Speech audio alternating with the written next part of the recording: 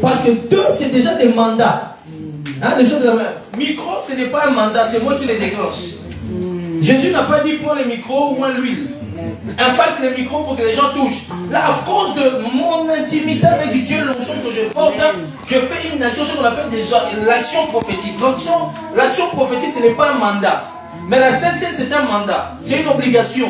Aller évangéliser, c'est des mandats. On va dire un peu. Quelqu'un d'autre a une question? J'ai encore...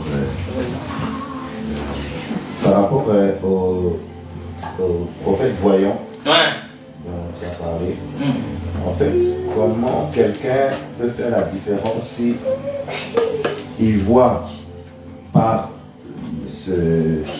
qu'il est un prophète qui est voyant, ou il voit parce que dans les derniers jours je répondrai de mon esprit et aux jeunes gens auront des visions?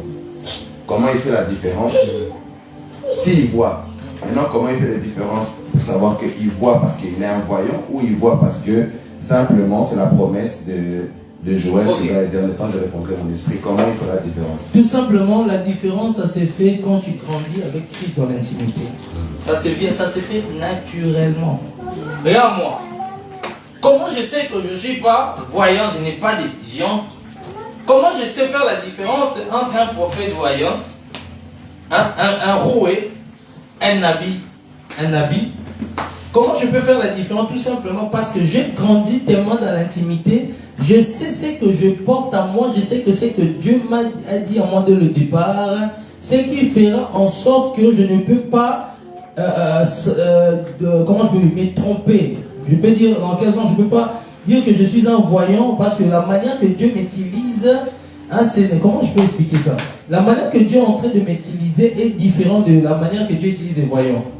Tout simplement, c'est l'intimité. Quand tu crées ton intimité avec Dieu, tous ceux qui sont appelés au ministère prophétique, ou donc peu importe les ministères, tout ça vient toujours dans l'intimité. C'est là où que Dieu te donne les sensibilités de comprendre. Ah non, ça c'est la dimension de je répandrai mon esprit. Ah, ça c'est pas sans toi. Ça c'est la dimension de la voyance. C'est pour cela que je reviens encore creuser l'intimité en profondeur. C'est comme ça que on ne va même pas t'enseigner ça toi-même. Il y a des choses qui sont naturelles. Hein? Automatique, c'est naturel automatiquement. C'est naturel. Il y a des choses qui sont naturelles à cause de l'Esprit Saint, à cause de ton intimité, de ta marche avec Dieu. Et maintenant, est-ce que c'est possible pour un prophète voyant qui soit en train de voir, mais que ses yeux ne sont pas en fait ouverts? Ok, c'est possible pour un prophète voyant, il est en train de voir, mais ses yeux ne sont pas ouverts. Il voit, mais en fait, ses yeux ne sont pas en fait ouverts. Il voit, mais il voit des choses. C'est possible. C'est possible. C'est possible. Il est voyant, mais Dieu l'utilise étant que la voix par inspiration. C'est possible. Tout ça dépend comment Dieu veut utiliser la personne. Donc c'est possible pour quelqu'un qui pense que la personne pense qu'elle voit par les yeux de l'esprit, mais en fait elle ne voit pas encore par les yeux de l'esprit, elle est en train de voir par un autre biais. C'est possible. C'est possible. C'est vraiment possible. Il y a des gens qui peuvent... Dieu est en train de l'utiliser comme il n'est pas habitué. Lui il pense toujours qu'il est. Dans son raisonnement, il pense qu'il est en train de travailler selon son couloir. Mais arrêtez, Dieu est en train de l'orienter parce que c'est l'esprit qui nous guide. Orienté par d'autres manières. Là, il y a des gens... Il y a des gens qui sont des prophètes par inspiration. Mais un jour, il n'a jamais vu des visions. Mais un jour, il commence à opérer avec des visions. Parce que Dieu peut le faire. Tout est possible avec Dieu. Amen. Il y a encore une question pour l'instant? Pourquoi si ça vient, tu lèves ta main. D'accord? Je laisse un peu. Et Dylan avait levé la main déjà avant Patricia. Hein? J'ai plusieurs questions dans une question. Ça commence à plusieurs questions dans une question. Alors, est-ce que le jeûne est vu comme le plus grand des sacrifices? Parce que pour certains combats spirituels, on a besoin de différents enseignements que j'ai pu écouter et que j'ai pu apprendre ici aussi. Pour certains combats spirituels, on a besoin d'avoir un certain nombre de jours de jeûne, si j'ai bien compris. Et pourquoi une personne qui a une forte vie spirituelle, qui prie énormément, mais qui ne jeûne pas énormément, ne pourrait pas je vais dire entre guillemets, vaincre ces combats spirituels-là. Ok, si je comprends bien ta question, si les jeûnes, c'est le plus grand sacrifice, c'est ça? Est-ce que c'est vu comme l'un des plus grands sacrifices? Ok, les jeûnes fait partie de l'un des grands sacrifices à faire. Parce que Dieu s'il nous pousse à jeûner, parce qu'il veut que notre esprit soit sensible. Ok? Parce que le jeûne, elle fait quoi? Elle rend sensible notre esprit. La nourriture, elle nourrit quoi? Notre esprit. Il y a certaines réalités qu'on peut confronter, c'est quand nos esprits sont sensibles. Parce qu'il faut savoir que le jeûne, c'est la nourriture de ton esprit. La nourriture physique, c'est pour ton corps physique. Vous allez remarquer qu'une personne qui jeûne, il devient encore plus sensible, plus puissant. Parce que le jeûne, elle vient te remplir d'une onction spéciale. Remarquez tout chrétien qui ne jeûne pas pendant longtemps, il devient un peu lourd. Il devient lourd. D'ailleurs même, une vie intense de prière pendant des années, ça accompagne de temps en temps des jeûnes. Parce qu'à un moment où tu jeûnes pas, tu jeûnes moi, il y a des combats qui arrivent qui sont lourds, tu n'as même pas envie de prier. Mais quand tu reprends le jeûne, tu sens que ça te donne une force spirituelle maintenant pour combattre, parce que Dieu a créé ça comme ça. C'est Dieu qui a décidé ça comme ça. Parce qu'il sait que ton esprit a besoin aussi de grandir. L'une des choses qui fait grandir les jeunes, c'est la connaissance de la Bible. C'est le jeûne qui grandit ton esprit. Pour que la matière de la connaissance rentre dans ton esprit, il faut d'abord que tu aies une vie de jeûne. La jeûne rend ton esprit tellement sensible. Quand tu lis des fois la Bible, ça devient très sensible. À cause de voir des atmosphères qu'on peut avoir sur la terre, des atmosphères qu'on peut avoir à la maison, qui nous empêchent d'aller. Là, il y a des gens, quand ils lisent la Bible, ils commencent à dormir somnolents. Dès que ses mains ouvrent, il dort.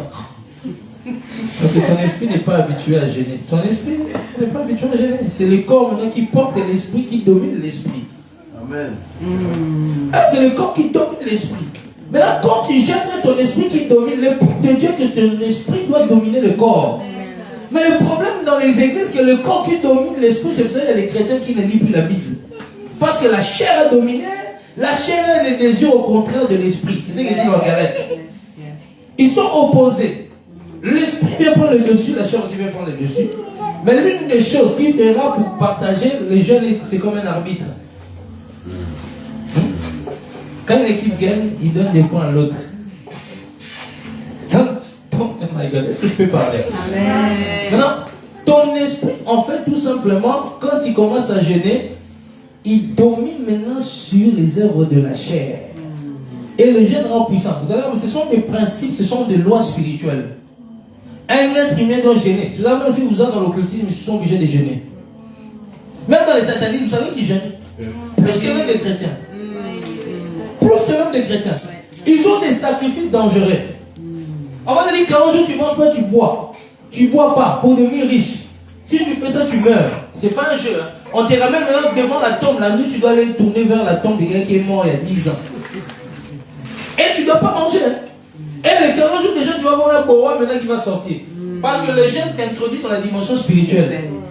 Elle rend tes yeux spirituels sensibles. C'est pour ça que Dieu nous pousse à gêner. Parce que si on ne les gêne pas, la nourriture, Jésus dit ne vous apesantissez pas de manger à boire. Parce que Jésus sait que cette dimension-là de trop manger, ça te rend un moins spirituel. L'une des choses qui va te réconcilier avec des choses de l'esprit, c'est le jeûne. C'est pour cela, voilà pourquoi on jeûne. Tout simplement. Ça va? Est-ce que dormir par terre est considéré comme jeûner ou dormir par terre c'est à part? Ok. Dormir par terre, ce sont des instructions que Dieu te donne. C'est pas que tout le monde doit dormir par terre. Parce que des fois, les gens, quand tu parles comme ça, il va dire donc maintenant, à partir d'aujourd'hui, je vais commencer à dormir par terre. Hein? Il y a des gens comme ça. Non. Il faut, c'est comme Dieu a dit à Ézéchiel, dort de 300 quelques jours comme ça, par terre, comme ça, et mange l'excrément. L'excrément, c'est les caca. Est-ce que Dieu dit ça à tout le monde de manger l'excrément? En fait, l'une des choses qui est entrée, c'était pour les enfants. Il y a tout un contexte spécial pour les enfants d'Israël. Un jour, j'enseignerai sur ces choses-là. Et quand Dieu te pousse à dormir par terre, parce qu'il a vu que tu dors trop dans ton lit, ça t'affaiblit des fois pour t'élever pour prier la nuit. L'une des choses que Dieu voit, c'est juste quand tu dis dormir par terre, c'est juste par rapport à l'obéissance que Dieu veut voir. Parce que tu lui demandes d'avoir l'onction pour les signes et les prodiges. Tu lui demandes, exemple, Seigneur, donne-moi l'onction pour des signes. Donne-moi l'onction pour aller gagner Ouganda. Donne-moi l'onction pour le réveil. Mais Dieu va te dire, ok, l'onction a pris à payer. Commence à dormir par terre. Mange que des bénis à 18h. Mange que des bénis à 18h, tu ne bois pas d'eau. Ce sont des instructions que Dieu donne. Ce n'est pas parce qu'il t'a donné à toi. Je ne dis pas à toi, hein. Je donne un exemple pour que tout le monde comprenne parce que je voulais vraiment mettre ces fondements-là, parce que les gens peuvent des fois, des questions qu'on pose, si on ne fait pas attention comment on répond, ils vont dire à partir d'aujourd'hui, par terre. Donc Dieu doit te parler, sinon tu vas avoir des problèmes dans le corps pour rien. Et puis on dit que le pasteur m'a dit de dormir par terre. Non, ne faites pas des choses de doctrine. Ce sont des instructions que Dieu donne au moment même quand il veut faire quelque chose avec toi. À l'époque, Dieu m'a dit de faire, il y a longtemps, 6 mois de jeûne. Je devais manger que des légumes. Bon, je suis arrivé à 5 mois. À l'époque, enfin, on me dit, tu as maigri. Trop de projets, j'ai arrêté ça. Je suis allé au restaurant.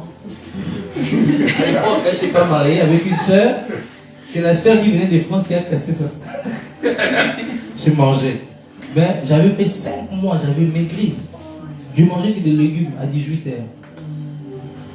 Dieu m'a dit de dire 5 mois, c'est pas possible. Si Dieu m'a dit je vais faire 6 mois, c'est pas parce que Dieu m'a dit de faire 6 mois que toi il va te dire de faire 6 mois.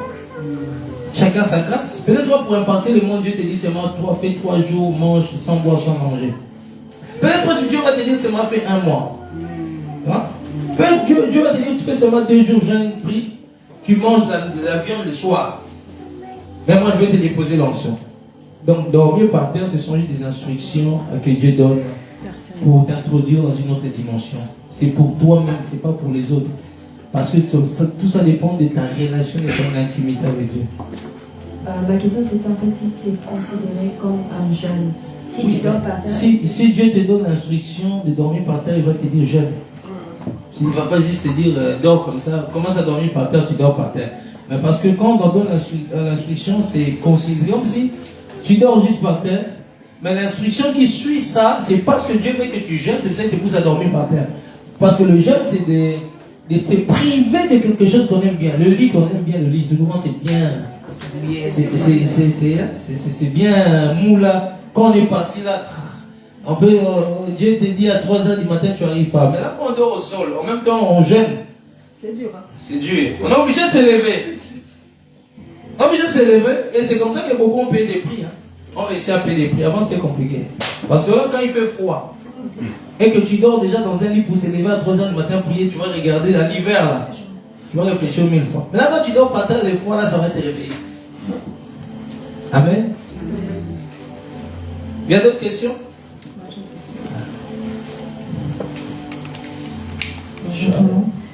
Moi, je voulais revenir sur l'onction et aussi le parallèle avec l'enseignement sur la prophétie par traçabilité. Traçabilité, ouais. Donc, vous avez dit que par rapport à un objet, donc ça peut rester la marque ou l'empreinte de la personne.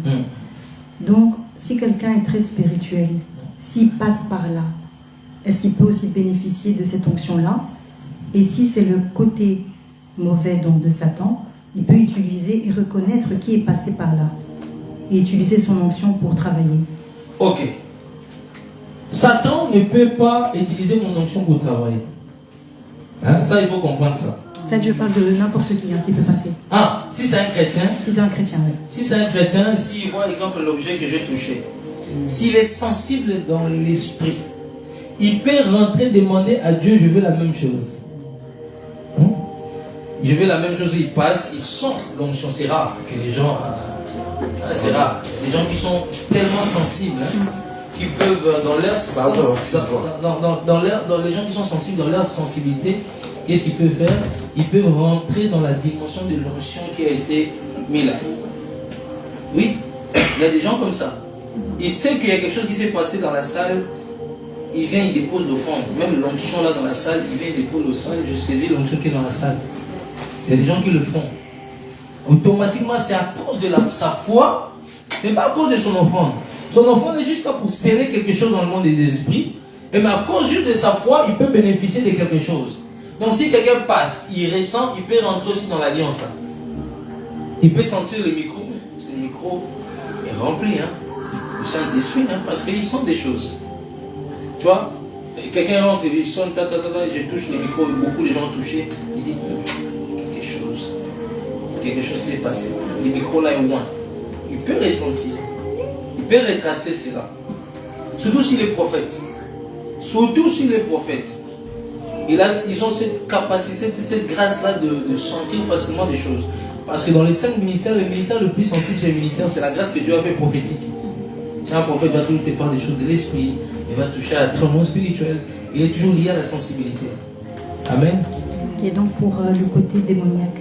Côté démoniaque. Oui, s'il passe, par exemple, je passe dans un endroit. Un sataniste. Oui. Ou un sorcier. Oui. Passe. Donc, il passe dans l'endroit où est-ce que je suis passée. Ouais. Donc, il sait me retrouver. Ouais.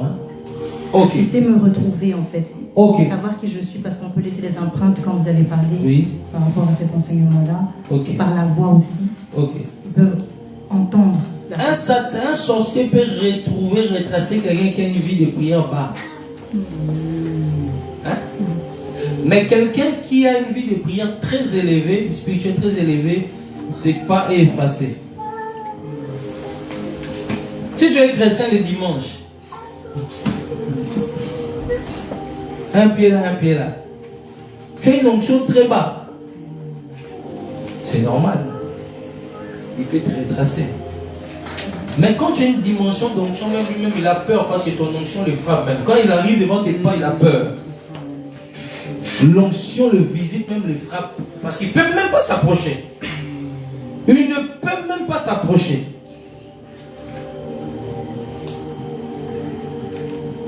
Ok? Ça va, j'ai répondu à ta question? Oui, donc je ne dois pas prier pour fermer la porte par exemple. Tout ça dépend de ta dimension, oui, de ta foi. Si je rentre quelque part, je crois que mes pas ici, personne ne peut les toucher. Personne ne peut me replacer. Ça sera ainsi. Mais il y a une condition. Ta dimension spirituelle doit être très élevée. Parce que si Satan peut attaquer les chrétiens, peut faire du mal aux chrétiens. Satan peut faire du mal aux chrétiens. Il peut frapper même. Il y a des chrétiens qui tombent aussi malades parce que ce monde des ténèbres va frapper. Il y a des chrétiens, le monde des ténèbres va frapper. C'est là, c'est important d'avoir une intimité très, très, très, très élevée. Très, très élevée. Ok? Amen. Joël, s'il te plaît, vite de faire tous les tours, ça me perturbe. J'ai envie de urinage. Ah, ok. Alors, si tu vas faire, trouve une place vraiment derrière, changer de place, puis il se met là peut-être, et il se met là, comme ça, non pas là, ici à côté de Fredo. Prends le Fredo, mets-le là. Toi tu te déplaces comme ça, il perd le toilette, parce que ça me perturbe énormément. Amen. Ok. Une autre question?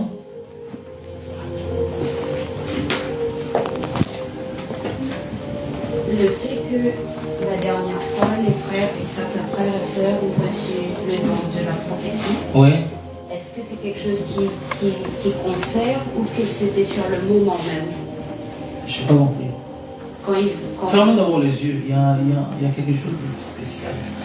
Père éternel, je prie dans le nom de Jésus-Christ que ton Saint-Esprit vienne prendre le contrôle par la puissance du Saint-Esprit. Que ton onction prend le contrôle. Merci Jésus. Au nom de Jésus. Amen. Mets-moi Josué grâce sur l'instruction. Vas-y, tu veux poser la question. La dernière fois, quand les frères et sœurs, ils avaient donné le don de prophétiser à eux, ouais. Est-ce que c'est juste sur le moment même qu'ils peuvent prophétiser ou c'est quelque chose qui vont les accompagner tout le temps? Okay. Tout ça dépend de ce que l'homme de Dieu a déclaré ou tout ça dépend de ce que Dieu veut faire. Il y a des personnes, Dieu déclenche le don de la prophétie au moment même parce qu'ils ont fait que demander ça. Qui va rester toute une vie. Il y a des personnes aussi, il y a de l'onction quand ça descend, c'est un moment même que Dieu a pris la bouche de quelqu'un prophétiser. Peut-être lui, son don, c'est autre chose que Dieu a mis. C'est juste à ce moment, il y a des personnes comme ça, l'onction des sons, l'utilise dans... Ah, il commence à prophétiser, et puis là, boum, il ne prophétise plus. Mais il y a des personnes où Dieu donne cette capacité-là, hein, pour toute une vie. Parce qu'ils ont demandé de la prière, parce que Dieu voulait leur faire grâce. Ben, je les appelle, comme on a fait l'exercice la fois passée, j'ai prié, les gens ont commencé à prophétiser ici, tout ça, parce que Dieu voulait communiquer. Eux là, c'était parce que Dieu voulait déclencher leur capacité prophétique qui était là. C'est l'exercice qu'on était en train de faire. Dieu voulait juste déclencher le don. Il y en a qui peuvent avoir le don de ça, mais c'est limité. Des fois, Dieu veut pousser cela dans une autre dimension. Parce que c'est comme dans la connaissance, on grandit, et même dans le don spirituel, on devient de plus en plus même maître dans ça. Amen.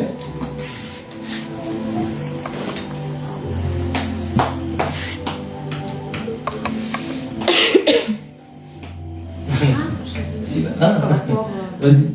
Il y a Médina.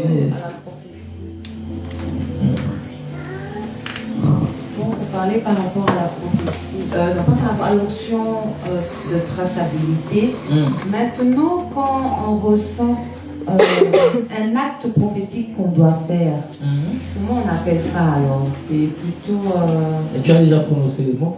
Ah, donc c'est juste un acte prophétique, il n'y a pas vraiment un terme... Tu cherches quel... Non, dans le sens, par exemple, c'est pas une onction ou quelque chose de spécifique. Non, ça s'appelle un acte prophétique, tout simplement. Les actes prophétiques, je peux te dire, prends du sel, mets dans l'eau. C'est un acte prophétique. Je peux te dire, quand tu vas te laver à cause de quelque chose, prends exemple du sel, jette dans l'eau, mets de l'huile. Plonge-toi dedans ou plonge-toi 7 fois.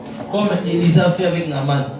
Et c'est des actes prophétiques. Il a dit, bon, Naaman il arrive, il était lépreux, il a dit, Élisa il dit, bon, je sors même pas. Lui, il allait sauter, jeter 7 fois. Il a dit, mais dans mon pays, il n'y a pas de la mer, il n'y a pas de l'eau. Comment lui, il me dit de se jeter que 7 fois. Mais lui, il est malade, lui, je pourrais aller me laver. Je pourrais aller me baigner dans ma ville. Et Moudé, il partait en colère. Juste que un de ses enfants, quelqu'un lui a dit, si le maître dit ça, tu ne le fais pas. Quand il est parti faire cet acte prophétique, 1, 2, 7 fois, il a été guéri. Ce sont des actes prophétiques. Tout simplement.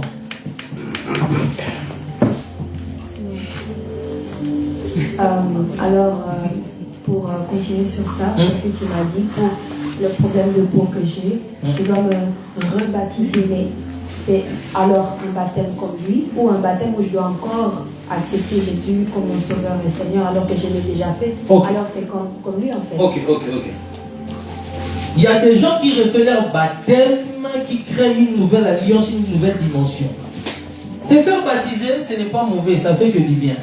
Si j'ai déjà 1 milliard d'euros, qu'on me redonne 1 milliard d'euros, ça fera que du bien, ça fera que rajouter quelque chose. Même si je suis rassasié de 250 milliards, qu'on me rajoute encore 1 milliard de plus, ça ne fait que du bien. Le baptême que je t'ai dit, c'est une instruction que tu dois te faire replonger. Parce qu'on a prié pour la peau. Ça ne fonctionne pas. Il y a des moments où, c'est en vrai dans la dimension des baptêmes où on te plonge, il y a quelque chose qui passe dans ton corps automatiquement. Depuis qu'on a plongé Nissani dans l'eau, elle s'est fait rebaptiser. Depuis qu'on a plongé dans l'eau, il y a quelque chose qui est passé dans sa vie. Hein? Quand c'est Dieu, comment non? C'est pas. Non, je vais réexpliquer des choses. Dieu peut pousser des personnes à cause de baptême raté. Des personnes, on les a juste plongées dans l'eau. Je vais réexpliquer. On les a plongées dans l'eau. Quand ils sont sortis, ils sont devenus encore plus mondains. Ils sont dans le monde. Il y a des personnes, quand elles étaient fait baptiser, ils n'ont pas compris c'est quoi l'évangile. On les a fait quoi? On les a pris, mouvement. Comme souvent ça se passe dans mon pays au Congo, quand il y a des baptêmes, on fait une grande fête. Il y a déjà, pour moi aussi on doit me faire la fête. Quand tu es baptisé dans l'eau, tu es toujours charnel. Il y a des personnes où Dieu demande, on l'avait baptisé, il servait Dieu. Et puis il est retourné dans le monde. Dieu permet que la personne là se fasse baptiser encore pour qu'il y ait quelque chose de fort revienne en lui. Il y a des baptêmes où Dieu te permet de le faire, ce sont des alliances qu'il veut recréer avec toi pour que tu avances dans une autre dimension. Ce sont vraiment des cas, c'est Dieu qui doit te pousser. C'est pas que tu te réveilles encore, je vais me faire baptiser. Non, ça doit te pousser par l'esprit. Ou une instruction pour faire, dis-toi. La sœur Isalina, c'était compliqué pour le faire comprendre de se faire baptiser. On arrive chez le prophète Josué, là où on lui a parlé. Oh, regarde, on lui parle dans la voiture, on était avec la servante Médina. Elle ne comprenait pas. Elle était encore des questions. Des fois, on nous a trop mis des choses dans la tête, trop religieux. Non, on va se faire baptiser. Dieu fait ce qu'il veut. S'il veut te faire baptiser 100 fois, c'est Dieu. Il faut arrêter un peu d'être trop systématique, très carré. Amen. Dieu sait ce qu'il fait. S'il te fait baptiser, ce n'est pas juste pour te faire baptiser, c'est pourquoi. Amen. Des fois, les réponses du prophète n'aura pas. Mais il aura seulement baptisé encore. Des fois, on veut tout aussi savoir pourquoi on doit se faire baptiser. Des fois, le prophète n'aura pas de questions à te donner. Dieu lui a dit seulement baptise. Il faut qu'il se fasse baptiser. Dieu sait pourquoi il dit ça. On est en voiture, on arrive chez l'homme de Dieu William. L'homme de Dieu William, les sujets qu'on avait, il a commencé à lui parler aussi des baptêmes. J'ai compris, mais en réalité, c'était pas ça. On arrive maintenant dans le bureau du prophète Josué là-haut. Le prophète Josué là, maintenant, il a prophétisé. Est-ce que tu t'es déjà fait baptiser? Mais comment quelqu'un qui s'est déjà fait baptiser à l'époque? Comment Dieu parle à travers plusieurs personnes pour se faire baptiser? Parce que le problème, ce n'est pas parce que tu as été fait baptiser, le problème, c'est parce que Dieu veut faire quelque chose de nouveau dans ta vie. C'est pour ça que des fois, il peut te pousser dans un acte. Pour toi, peut-être, pour les autres, c'est le baptême ces jours-là. Pour toi, le baptême, là, c'est un acte prophétique pour toi. Maintenant, je comprends. Okay. Parce que chez moi, c'était dans une église reconnue avec un pasteur très connu. Et c'était vraiment, voilà, c'était un bon baptême. Et j'ai même reçu le baptême du Saint-Esprit. Vraiment, j'ai pas longtemps, j'ai senti. Donc, pour moi, c'était pas, j'étais pas consciente. Donc, c'est pour ça que je me dis, le deuxième baptême, alors que j'étais déjà baptisée. Mais maintenant, je comprends, c'est en fait un acte prophétique pour la peau, voilà, j'ai compris maintenant. Dans les problèmes des peaux, il y a des choses comme ça, Dieu permet pour une libération, pour une délivrance aussi. C'est pour une délivrance. Il y a des gens où on a baptisé les délivrances, on a vu les esprits se manifester. Il y en a où il y a des gens, il y a des frères là qui s'étaient déjà fait baptiser, mais quand on a pour découvrir l'esprit guerrier manifesté. Donc, Dieu, écoutez la voix. Dieu fait ce qu'il veut. Amen, amen. C'est pas parce qu'on a été chez Béni, il nous a baptisé, Dieu ne veut pas dire qu'il baptise. Il sait pourquoi. Entre l'époque là, il y a des moments où on a trébuché, il y a des moments où on a fait des bêtises, il y a des choses, on a tissé des alliances avec des entités, avec des gens qui sont entrés dans le corps. Entre moi, on a été baptisé, on avait reçu l'esprit. Il y a beaucoup de réalités qui se passent. Dieu sait pourquoi. Des fois, il peut dire, toi, tu dois te faire baptiser. Hier, on a parlé. Elle a posé la question si elle peut se faire santé, si elle peut se faire rebaptiser. Et là, je dis, si tu dois te faire rebaptiser, elle-même elle sentait ça, elle posait la question, elle ne sait pas si elle doit se faire rebaptiser. Donc, si tu n'es pas encore baptisé, si surtout tu n'es pas encore baptisé, tu dois te faire baptiser. C'est important. Si on s'est fait baptiser, on est parti dans le monde, Ça dépendra de Dieu. Des fois aussi, tu peux revenir, Dieu te restaure sans te faire rebaptiser. Des fois aussi, Dieu peut te pousser à te faire rebaptiser pour renforcer encore une nouvelle alliance, une nouvelle connexion avec lui. Tout ça dépend de comment Dieu te convainc, comment Dieu peut pousser l'homme de Dieu qui te donne les instructions, ou bien toi-même, comment Dieu peut te parler. Tout ça dépend en fait de ce que Dieu veut faire. Mais les baptêmes catholiques, ce sont des baptêmes fausses. Parce que le terme, beaucoup dans les églises sont baptisés dans les églises catholiques. Les termes eux-mêmes, c'est baptiso. Immergé dans l'eau. Immergé dans l'eau, plongé. Plongé, un baptême où on te met de l'eau sur la tête. Ce n'est pas un baptême. Où on baptise un bébé, tout bébé qui a été baptisé, il doit se faire rebaptiser. Non, ils doivent se faire baptiser. Parce que si Jésus revient, beaucoup de gens vont rester. Parce que c'est un commandement numéro 1 dans la foi chrétienne de se faire baptiser. Personne ne peut échapper. C'est pour ça que Jésus lui-même le maître. Il a dit que Jésus avait vraiment besoin de se faire baptiser. Et c'est se faire baptiser par sa propre créature, Jean-Baptiste. Jésus lui-même, est-ce que Jésus vous met la besoin de se faire baptiser? Si Jésus l'a fait, qui nous sommes nous? Amen. Donc, commencez déjà, ceux qui ne sont pas encore fait baptiser ici, là. Il y en a encore qui doivent venir. Ils doivent se faire baptiser. Il faut leur dire. Amen. Amen. Amen. C'est important. Sans ça, la porte du ciel est fermée.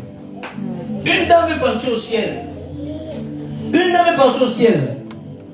Dieu l'a fait grâce. Visiter. Mais Jésus a dit, pourquoi tu ne veux pas te faire baptiser? Oh, j'étais dans les catholiques, on m'avait baptisé. Elle a dit, non, c'est pas ça. Qu'est-ce que tu lis ta Bible? C'est quoi le baptême? Ça va ici.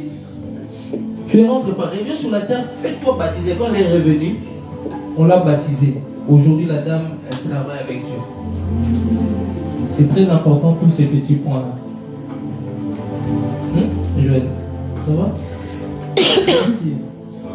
Ça va, tu vas bien? Tu sais que j'ai oublié ton prénom. Gabriel. Gabriel. Que Dieu te bénisse, Gabriel. Gabriel.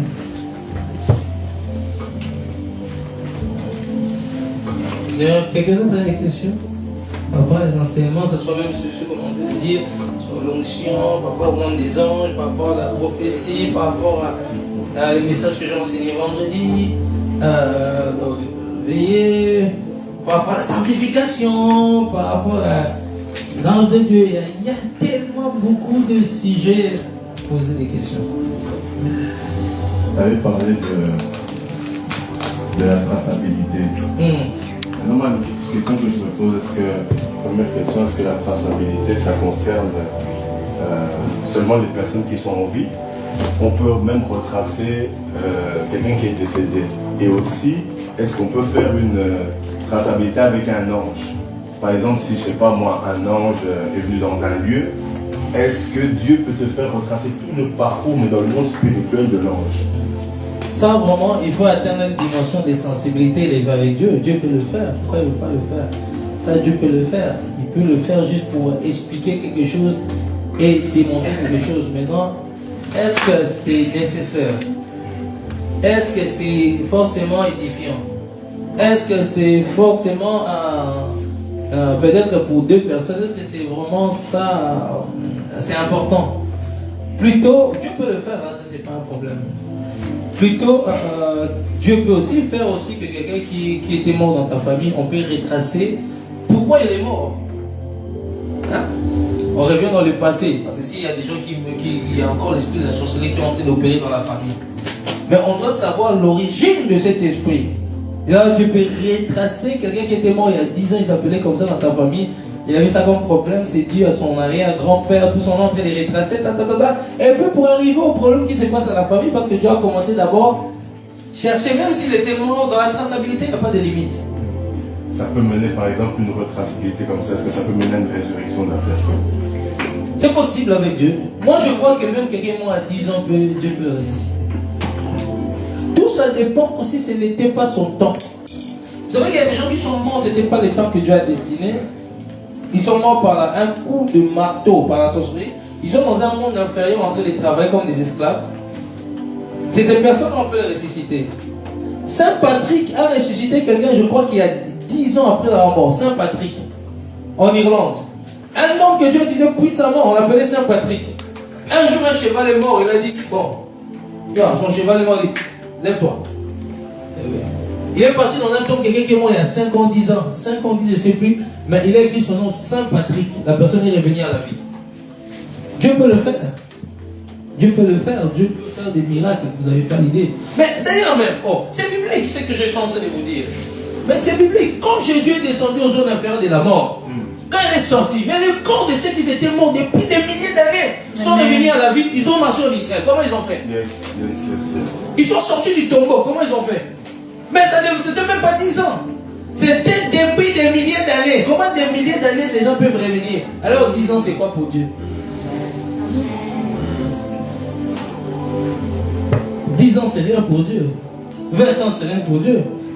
Donc les gens sont morts depuis l'époque d'Abraham. Des milliers d'années tant que Jésus arrive. Ils sont ressuscités quand Christ est ressuscité. On les a vus en Israël en train de marcher. C'est dans le livre des gens. C'est écrit. Comme les chrétiens aiment les prêtres. C'est possible. Il y a une autre question? Vas-y, dis-le. J'aime les questions. Par rapport au songe et par rapport à l'interprétation des songes. Ouais. Imaginons une personne dans ta famille est morte et tu la vois dans ton songe, mais tu la vois pas à l'âge où elle est morte, tu la vois un peu plus jeune. Tu as déjà vu ça? Oui. Enfin, en fait, j'ai vu mon oncle dans mon rêve et il m'a donc. Je marchais près de chez moi, je descendais la rue et lui il arrivait d'en face. Et je sais pas comment je l'ai reconnu parce que je l'ai jamais vu jeune. Moi quand je suis, il était déjà assez âgé, mais je savais que c'était lui. Et il m'a parlé, il m'a dit une phrase. Il m'a dit. Est-ce qu'il était croyant? L'oncle? Croyant, mais pas forcément pratiquant. Il n'était pas pratiquant? Je pense. Ok. Non. Ouais. Non. C'était un catholique, quoi. Ok, il était dans le catholicisme. Ok. Il était pratiquant en France. On ne sait pas que les gens, même si les catholiques, à la fin de sa mort, ils se répondent parce qu'il a prié les saints, les saintes vierges, des Wallonie, saintes vierges des États-Unis. Non, il peut, Dieu, vous allez étonner voir mon bout au ciel. Oh, vous allez être étonné voir mon bout au ciel. Oh, les dictateurs, oh, Hitler au ciel. Non. C'est façon de dire que vous ne savez pas le dernier seconde d'une personne. Amen. Vous ne savez pas les derniers secondes d'une personne. Vous êtes dans le jugement. Amen. Quelqu'un, pendant qu'il est en train de je te demande pardon, j'ai fait beaucoup de mal en train de pleurer. Quand il meurt, l'ange vient les prendre directement. Il n'aura pas peut-être de même récompense que toi au ciel. Mais c'est là sauvé. Belle, il sera au jardin du ciel. Amen. Donc c'est important. Vas-y. Et donc il m'a dit ils m'ont eu, mais ils m'ont eu à cause de la fête. Ils l'ont eu, donc ils l'ont tué. Ils m'ont eu à cause de l'anniversaire d'une fête. Et que sans ça, parce qu'il était vigilant, et sinon sans ça, il ne l'aurait pas eu. C'est la phrase qu'il m'a dit. Et après, je crois que je me suis réveillé, je m'en rappelle. En fait, Dieu te donne un message. Des fois, Dieu peut paraître l'image de ton oncle parce que lui, il est déjà mort. Soit les démons peuvent aussi prendre la parole de ton oncle, soit... parce qu'entre les morts et nous, il y a une séparation. Dieu peut faire grâce, mais il faut vraiment quelqu'un là vraiment été vraiment une vie de trop avec Dieu à une dimension. Que Dieu l'envoie pour te parler, ça c'est vraiment là. Tu vois? Mais la plupart des temps, soit c'est les esprits mauvais, des démons qui prennent la parole de ton oncle qui était mort. Il te parle. Hein? Maintenant là, on est en train de te donner un message, ils ont eu, ça veut dire que c'est Dieu qui te donne un message. Le message c'est pas qu'ils m'ont eu, non. Le message c'est que vous devez faire attention, vous devez commencer à prier parce que dans votre famille, il y a beaucoup de choses bizarres qui se passent. Toi en fait, Dieu est en train de te donner un message dans un rêve tout simplement que ce que tu vois, on m'a eu. Toi tu écoutes, il m'a eu. On t'a montré la parole d'un oncle, c'est Dieu qui a permis cela parce que c'est l'oncle qui est mort. Parce que dans ton esprit, tu sais que mon oncle était mort. C'est pour cela que Dieu va apparaître en forme de cet oncle qui est mort pour te révéler le décès de cet oncle-là. Dieu est en train de te révéler juste le décès de cet oncle-là. Parce que quand il est mort, les gens ne comprenaient pas. Ça a créé dans votre famille, ça a posé beaucoup de questions. Parce que c'était une mort qu'on ne s'attendait pas. Tout ça dans votre famille, c'est ce qui s'est passé. Je dis ça vous parle. Ok. Et Dieu maintenant va vous montrer parce que quand la servante de Dieu Médina prie, comme toi tu pries, vous êtes en train de prier, tout ça, mais parce que le fardeau de réveil de votre famille se trouve entre votre main. Parce que les gens qui prient, ça je sais, c'est pas une prophétie, les gens qui prient beaucoup dans votre famille, c'est vous deux. Hein? Quand je parle de votre famille, surtout au niveau de lignée de votre papa, maman, vos frères, c'est vous deux. Donc Dieu automatiquement va te montrer un rêve de révéler l'état spirituel de la famille. Ils m'ont eu, qui m'ont eu? Là, au niveau de la famille. Donc ça veut dire que le message là, tu ne dois pas prendre comme ton oncle est venu. C'est Dieu qui te parle, tout simplement, que tu dois prier intercéder parce qu'il y a des morts encore qui sont en train de se préparer, qui vont avoir. Tout simplement, votre prière, commencez à citer le nom de votre tante qui est au Congo-Brazza. Parce que bientôt aussi, elle aussi, on veut le faire. La tante, votre tante, vous avez une tante au Congo. Vous avez une prophétie au Congo-Brazza. Tu vois? Je le vois même au niveau de la capitale, en train de marcher. Au niveau de la capitale, parce que je l'ai vu dans la capitale. Tu vois? Et je le vois, en tout cas, comme si on veut l'égorger pour que l'année qui commence, sacrifice. Il faut prier beaucoup pour elle. Tout simplement, un message d'alerte que vous êtes bien dans une famille, mais il y a des choses qui se passent. Il ne faut pas ignorer. Ça va? Je vais répondre à ta question. En plus, Dieu vous a béni. Répondre avec une parole de connaissance en même temps.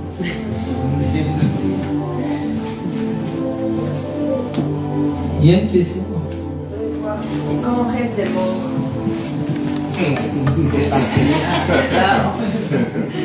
Parce que maman elle rêve toujours des morts. Elle rêve toujours des morts. Ça c'est spécial ça. Elle rêve de Satan qui est mort, des morts. Ils apparaissent. Qui parle avec qui lui dit des choses. Non? Elle les voit. Elle les voit. Ça c'est sûr qu'elle les voit. Ça me dit toujours pourquoi je rêve toujours des morts. Je ne sais pas. Dieu n'est pas un Dieu des morts, Dieu est un Dieu des vies. C'est un esprit des morts. Oui, c'est un esprit des morts qui la poursuit déjà de 1. C'est aussi, c'est pas vos oncles qui voient, ce sont des démons qui ont pris l'apparence pour la tromper. Vous savez, il y a des gens qui sont rentrés dans des communications avec des morts. On avait réussi à l'époque avec Pasteur Fini, un monsieur là qui parle avec des morts, qui arrive à un niveau, il parle tellement avec des morts, même que les morts lui donnent des messages pour leur famille. Il était orgueilleux quand il était face à nous, il était orgueilleux. Et puis on a commencé à lui parler le monde invisible. Et il était au début orgueilleux qui parle avec des morts. Les morts lui donnent, on lui dit des lettres pour la famille, il va, c'est exact.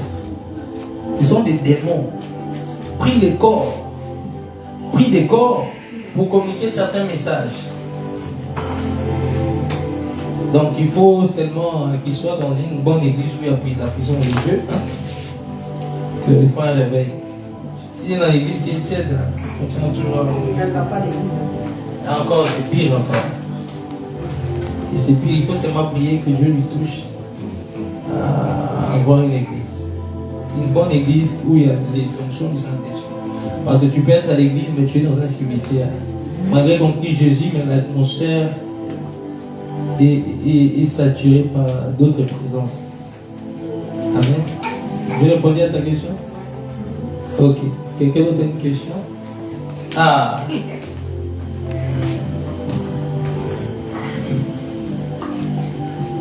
À Maurice, à l'église, quand j'étais encore même enfant, alors la Sainte Salle c'était tous les dimanches. Que maintenant je vois que de plus en plus, enfin peut-être que je me trompe, des églises, les autres églises que j'ai déjà visitées qui font ou une fois le mois ou je ne sais pas s'ils le font à un autre moment, mais est-ce qu'il y a quelque chose qui diffère entre les églises qui font tous les semaines? Il n'y a rien qui diffère, tout ça dépend de comment Dieu utilise sa personne, le moment. Mais c'est vrai que normalement on devait prendre régulièrement la Sainte Seine, mais c'est quelque chose qu'on oublie souvent. On est tellement dans d'autres programmes, d'ailleurs même nous-mêmes, on doit commencer à faire régulièrement la Sainte Seine. C'est important, c'est très important. C'est qu'on est tellement pris à autre chose que des fois ça nous échappe. Et pour une personne qui n'est pas baptisée, il n'a pas le droit de prendre la Sainte Seine. Ou ils ont. C'est un sujet un peu très sensible.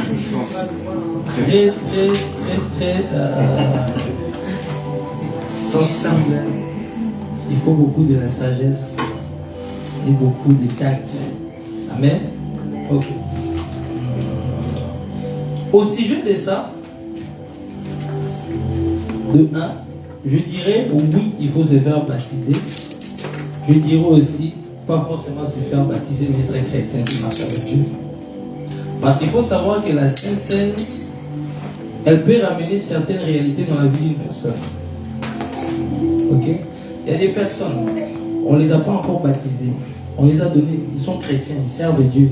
On les a donné la Sainte Seine, ça a chassé. L'esprit qui était en eux les a lâchés. Pour dire quoi?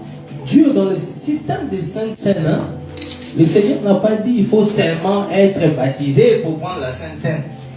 J'ai un peu choqué à certaines théories un peu religieuses qu'on nous a établies par le catholicisme romain. Hein? Parce que quand on parle de la Sainte Seine, on parle du corps de qui? Donc quelqu'un ne s'est pas fait baptiser, il ne peut pas manger le corps de son maître, qu'il a cru. D'où vient cette doctrine-là? Il faut forcément se faire baptiser. Moi j'ai reçu Jésus-Christ comme Seigneur Sauveur dans mon cœur. Mais je suis en train d'attendre que l'Église fait des dans 6 mois et le baptême. Donc moi, pendant que les gens prennent le corps de mon maître, donc moi je n'ai pas le droit de prendre le corps de mon maître. Je précise bien des personnes qui ont reçu Jésus-Christ comme Seigneur. Vous savez que la Sainte Seine peut faire du bien même à quelqu'un. Dieu peut pousser même. Hein. Ça peut arriver, Dieu peut pousser. Prends les païens là, donne-lui la Sainte Seine. Poum! Il mange ça, quelque chose qui se passe dans son corps, il s'est converti. Des fois, il faut arrêter d'être dans un système religieux. Dans un système, ça c'est le catholicisme romain et puis le protestantisme qui ont ramené ces systèmes-là. Donc dans 1 minute, j'arrive. Oh non, il faut des mains, plonger dans l'eau, plonger dans l'eau, plonger dans l'eau. Mais c'est le corps de le maître qui dit dans sa bouche là, c'est le même Dieu que toi. C'est lui qui sert, Jésus-Christ. Quand on mange la salle, il dit mangez mon corps. Hein? Il a dit ça à qui? À quel moment il a dit ça aux disciples? Est-ce qu'ils avaient plongé dans l'eau? Jésus fait ce qu'il veut. Arrêtez des cultures. Arrêtez des systèmes dans vos mentalités. Arrêtez ces choses-là. Si Dieu veut toucher, donner à quelqu'un qui ne s'est pas encore fait baptiser, sincère, il fait ce qu'il veut. L'église, ce n'est pas l'église au pasteur. L'église, ce n'est pas notre système qu'on a mis en place. L'église, ce n'est pas une forme de congrégation qu'on a créée. L'église appartient à Jésus. Jésus est une dimension spirituelle. Quand il dit mangez ma chair, mangez mon sang, toute personne qui donne sa vie en Jésus-Christ, même s'il ne se fait pas baptiser, il a droit de prendre. Peut-être c'est ça qui va les conscientiser de se faire baptiser. Arrêtez cela. On vous a trop mis des choses dans la tête. Moi, j'ai vu des personnes juste manger la Sainte Seine. Ils ont donné leur vie en Christ, ils ne sont pas fait baptiser. Dieu a fait des choses. Dieu ne les a pas frappés. Dieu a fait des choses. Parce que c'est pour ça qu'il faut lire l'histoire de l'Église. Il faut s'instruire. D'où vient cette dérive-là? Il faut s'instruire. Il faut chercher. Il faut chercher la connaissance. Il ne faut pas des raisonnements. Donc on va punir le corps de Jésus. C'est le corps de Jésus, non? Quelqu'un qui a cru en Jésus-Christ, si c'est même pas encore baptisé, vous devez le punir dans ça. Ah. Je prenais quelqu'un qui a cru en Jésus-Christ, qui ne s'est fait pas encore baptiser.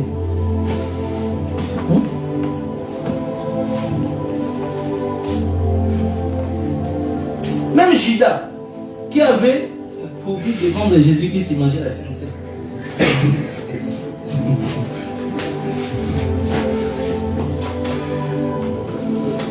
Je suis en train de corriger pour réformer certaines réalités. C'est dans toutes les églises, ça. Pas tout. Il y a des gens, il y en a beaucoup, mais pas tout. Les églises qui disent, il y en a qui disent c'est par rapport à ceux qui sont païens. Ceux qui sont païens, on peut comprendre. Parce que ça peut ramener des conséquences. On peut comprendre. Et Dieu peut aussi, de la liberté de son esprit, il peut dire donner à ces païens la Sainte Seine. Soyez sensibles à l'esprit, pas à des cultures, à des doctrines. Soyons sensibles à l'esprit, pas à des cultures, à des doctrines. Ne devenons pas une église pharisienne. Et Dieu maintenant, par amour, il dit bon, la personne là qu'on rejette là. Vous savez que la Sainte Seine peut délivrer un sorcier. Vous ne vous rendez même pas compte de la puissance de la Sainte Seine. Vous n'avez même pas l'idée de la puissance de la Sainte Seine. La puissance de la Sainte Seine. Vous êtes en train de réviser à quelqu'un le corps de Jésus-Christ. Mais il est chrétien comme vous. C'est juste qu'il ne s'est pas encore fait baptiser. Mais vous le révisez. Mais c'est aussi un enfant de Dieu. Il y a des gens qui ne sont pas encore fait baptiser, ils parlent en langue. C'est vrai. Ils ne sont pas fait baptiser, ils parlent en langue. Bon, vous allez réviser parce que ce n'est pas fait baptiser. Le corps de son maître qui prie tous les jours. Et que l'église a dit dans 6 mois, dans 1 an, on va se faire baptiser. Là, entre dans 1 an, il ne va pas manger le corps de son maître. Nous avons trop de programmes, on a établi trop dans l'église de Christ, et trop la religiosité, trop de dogmes, trop de choses. Carré. Dieu n'est pas dans nos boîtes, dans nos manières de voir. C'est là quand je dis seulement, oh Dieu peut sauver Hitler, il y a votre réaction. Et Hitler aussi, regarde déjà votre réaction. Parce qu'on vous a tellement mis des choses dans la tête. Parce que vous avez vu tout le mal qu'il a fait. Vous avez retenu que ça. Mais vous ne voyez pas avant que quelqu'un meure ce qui se passe. Dieu aime tout le monde. Même le plus grand sorcier, Dieu l'aime. Du quartier. Il te vient t'envoûter la nuit là. Dieu l'aime. Dieu espère qu'il se convertisse. Oui. Arrêtez ça. Ce n'est pas de Dieu ça. Le catholicisme, d'où est sorti le protestantisme. Vous allez remarquer les protestants, ils ont un peu des choses similaires avec le catholicisme. Ce sont des dogmes. Ce sont des choses en place que le système catholicisme romain a mis en place. L'empereur Constantin, toutes ces choses, des systèmes qui sont mis en place.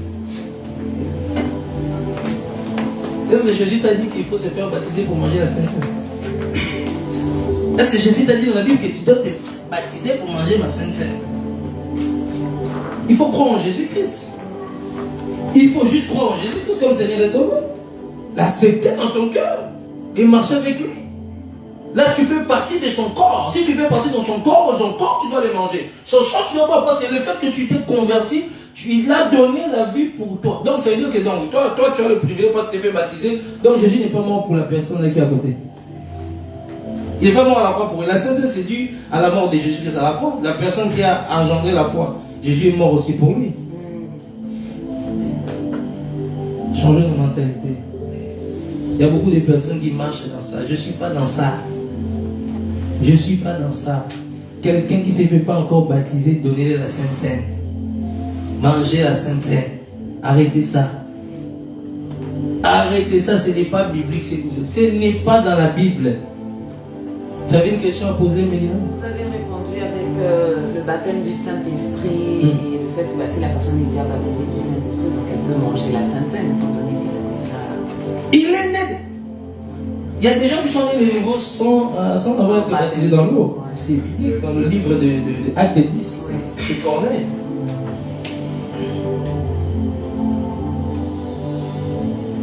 Tu peux dire le païen là qui est rentré là, il doit prendre la Sainte Seine. Ce jour-là, tout le monde doit prendre la Sainte Seine. Ce sont des actes que Dieu veut faire dans l'esprit de quelqu'un. Vous allez dire non. L'église a dit que tout le monde, il faut d'abord se faire baptiser, tout le monde est païen. Et si Dieu sauvait cette personne à travers Sainte Seine, si Dieu veut délivrer à travers les gens qui vont manger les tombes, boum, Seigneur, je me répands, je suis pris à terre. Vous savez pas ce que Dieu va faire. Soyons conduits en esprit. Ne soyons pas conduits selon notre raisonnement, selon notre manière de faire, mais soyons conduits selon Dieu. Selon Dieu, pas selon nous. Amen. Il y a une question? Maintenant, on peut poser toutes les questions. Posez vos questions. Posez vos questions. Là, vraiment, parce que j'ai pas mon téléphone, mais je me souviens juste du verset qui disait, Jésus qui disait aux pharisiens, c'était par rapport au fait la phrase qui m'a marqué, c'est quand il a dit, vous n'êtes pas de Dieu. Il a dit aux pharisiens à un moment donné, vous n'êtes pas de Dieu. Qu'est-ce qu'il voulait dire? Est-ce que là, il était déjà... Cherche le verset, donne-moi, on va le lire. C'est dans mon téléphone, en fait. Ok. Cherchez ça sur Internet. Quand il a dit, vous n'appartenez pas à Dieu. Vous n'appartenez pas à Dieu. Cherchez ce verset, on va lire même sur Google. Pas à Dieu. Comme ça, on va le lire contextuellement.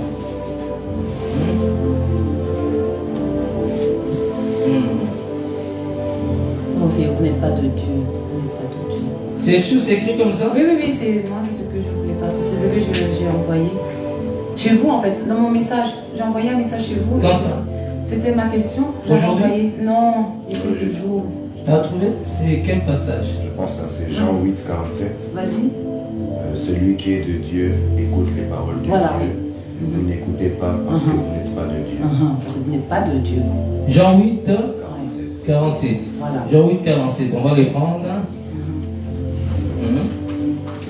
Qui est celui-là? Ok. Celui qui est de Dieu attend les paroles de Dieu, mais vous ne les attendez pas parce que vous n'êtes pas de Dieu. Alors le juge répondit, lui dit, nous disons, nous pas bien que tu es un samaritain, que tu es un démon. Ok. Vas-y, c'est quoi ta question maintenant? Maintenant, là, en fait, Jésus était en train de nous faire... Il parlait en fait du fait qu'il y a des personnes qui ne sont pas de Dieu. Dans quel sens en fait? Dans le sens... nous pas nés de nouveau à ce moment-là, non, mais que ce n'est pas des êtres qui appartiennent à Dieu. Vous n'êtes pas de Dieu. Qu'est-ce qu'il veut dire par là? Ok. Pas de Dieu. Tout simplement, Jésus parle à qui? À des pharisiens. Parce que déjà, de un, ils ne croyaient pas en lui. C'est pas que ce sont des démons. C'est une façon de leur faire comprendre que Dieu lui a envoyé pour faire une mission sur la terre. Maintenant, il confrontait quoi? Les pharisiens, les sadducéens, les scribes, qui ne croyaient pas en lui. Et même, il disait que vous avez un père Abraham. Jésus les présentait son père. Et il disait, mais comment? Ils étaient choqués, comment Jésus peut appeler son père? Ils étaient choqués. Et c'est que Jésus leur disait, ils ne comprenaient pas. C'est pour cela là que Jésus leur dit, mais il leur fait comprendre, tout simplement leur dire, mais vous n'êtes pas de Dieu dans le sens où, mais si vous étiez de Dieu, vous allez comprendre ce que je suis en train de vous dire. Je répète encore. S'ils étaient de Dieu, s'ils étaient de Dieu, ce n'est pas qu'ils ne sont pas la créature de Dieu. Tout l'être humain est la créature de Dieu. Les musulmans, ce sont des créatures de Dieu. Mais est-ce qu'ils ils sont de Dieu à l'heure actuelle? Non. Il faut faire la différence entre être la créature, Dieu a créé, et d'appartenir à Dieu. Toi, tu appartiens à Dieu parce que tu as le Saint-Esprit. Les pharisiens n'appartenaient pas à Dieu parce qu'ils ne comprenaient pas que c'était lui le Messie. Ils étaient en train de les lapider. D'ailleurs, déjà plus bas dans ces passages-là, ils ont dit que tu es un démon. C'est pour cela que Jésus disait, vous n'êtes pas de Dieu, dans le sens où que ceux qui leur disaient ne comprenaient pas, ils n'étaient pas sensibles à cela, ils les lapidaient. Ça veut dire, dans notre terme, il est en train de dire, si vous n'êtes pas de Dieu, vous êtes de Satan. C'est Satan qui vous envoie. C'est-à-dire, il disait race de vipères. C'est-à-dire, Jésus leur disait race de vipères. Dans ce contexte-là, Jésus est en train de leur faire, comment vous n'êtes pas de Dieu, dans le sens où ils l'ont renié. Ils l'ont rejeté, ils l'ont méprisé, ils l'ont traité de démons, ils l'ont traité de tout le nom. C'est pour cela, si des gens qui sont de Dieu, ils ne réagiront pas comme ça. C'est pour ça qu'il dit, vous n'êtes pas de Dieu. Votre caractère, votre manière de faire, dans ce sens-là que Jésus est en train de dire aux pharisiens, vous n'êtes pas de Dieu. Parce que si vous êtes de Dieu, vous allez comprendre que je suis le Messie. Que ce que je dis, c'est vraiment Dieu qui m'a envoyé. C'est pour cela, à un moment, quand il pose la question à Simon, Simon a dit, tu es le Messie. Et regarde Simon, il dit, ce n'est pas la chair et le sang qui t'a révélé, mais c'est Dieu ou l'Esprit, le Père qui t'a révélé cela, dans le ciel. Quelqu'un qui appartient à Dieu comprend les choses de Dieu. Quelqu'un qui n'appartient pas à Dieu, je ne parle pas de la créature, je parle d'un être qui est là. Les pharisiens, c'était des personnes qui n'appartenaient pas à Dieu à l'heure actuelle. Ils étaient des créatures de Dieu. Ils n'appartiennent pas à Dieu à cause de leur coutume, à cause de leur raisonnement, à cause qu'ils ont rejeté le Messie, à cause que tout ce que Jésus les enseignait, ils ne comprenaient pas. C'est pour cela que Jésus, à un moment, il a dit que vous n'êtes pas de Dieu, parce que moi, c'est que je vous enseigne. Abraham a vu quelque chose de ma gloire, tel a vu comme ça, mais il ne comprenait pas toutes ces choses-là. Il dit que je suis le Messie, je suis le Messie, je suis le libérateur. Il ne comprenait pas ça. Toute personne qui était de Dieu pouvait comprendre ça parce qu'ils sont inspirés, ils sont en alliance avec le vrai Dieu. Donc, c'est-à-dire que leur démarche n'était pas conduite par le vrai Dieu, mais par l'autre Dieu, Satan. C'est pour ça que les amis, vous n'êtes pas de Dieu. Parce que c'est qu'eux, ils étaient en train de faire, ce n'était pas lié à l'évangile que Jésus a apporté, mais selon leur dogme et leur coutume. C'est pour ça que Jésus a dit, vous n'êtes pas de Dieu, tout simplement. Ça va? Mais ils étaient les créatures de Dieu. confondais avec peut-être les films et tout ça. Je me suis dit, est-ce qu'à ce moment-là, le Seigneur avait vu que c'était pas vraiment des... Parce qu'ils n'étaient pas dans le même... Parce qu'il y a aussi Paul qui dit aussi à un moment donné, vous êtes du diable. Donc tout ça, en fait, je me suis dit, est-ce que c'est en lien avec ça ou pas? Jésus disait race de vipères, vous savez comme père le diable. Oui, vous savez comme père le diable. Mais parce qu'à cause de leur mauvais caractère, leur manière de faire, comment ils rejetaient le Christ, comment ils voulaient le lapider, ce sont des attraits du diable. Ok, tu vois? Ça n'a rien à voir avec la créature, mais ce sont le fruit. On dit, on reconnaît l'arbre par ses fruits. Mais si le fruit est mauvais, c'est automatiquement ces fruits que tu portes là, ce sont des diables. Ça veut dire que vous n'êtes pas de Dieu. Parce qu'un enfant de Dieu ne va pas apporter tel caractère. Un enfant de Dieu ne va pas vouloir tuer son frère, vouloir pas mentir à son frère, faire du mal à son frère. Ça veut dire que vous n'êtes pas de Dieu. Parce que les vrais dieux que lui est venu présenter, il n'est pas comme ça. Et que c'est lui qui l'a envoyé. C'est avec lui qui avait l'autorité de dire ça. Amen. Non, je comprends.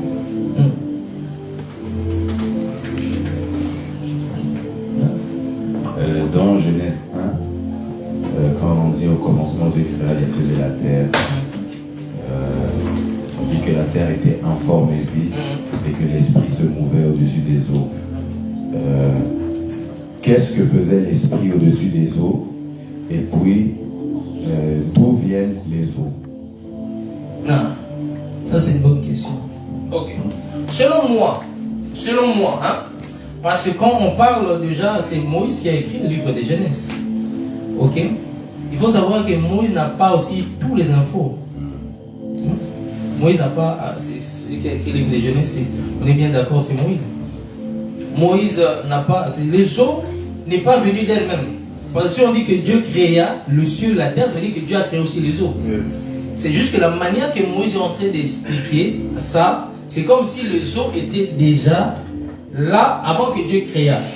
Mais si Dieu n'a pas créé les eaux, la question, alors on va le mec qui a créé les eaux. Ah, ça va nous pousser à poser cette question. Ces choses-là, Dieu avait déjà créé. Dieu a créé déjà. On va les lire. On va les lire tout simplement. Au commencement, Dieu créa le ciel, la terre. Tout a été créé. Maintenant, il y a un point, non? Quand il y a un point dans une phrase, ça veut dire quoi? La fin de la phrase. Dieu a créé tout, les cieux, la terre, les eaux, les arbres, etc. Ok? Et maintenant, on va en train de te réexpliquer ça maintenant. On te dit, la terre là que Dieu était en train de créer était sans forme et vide. Hein? Voilà, maintenant on est en train d'expliquer la dimension quand Dieu a apparu. C'était informe, il n'y avait rien. C'était le néant total, il n'y avait rien.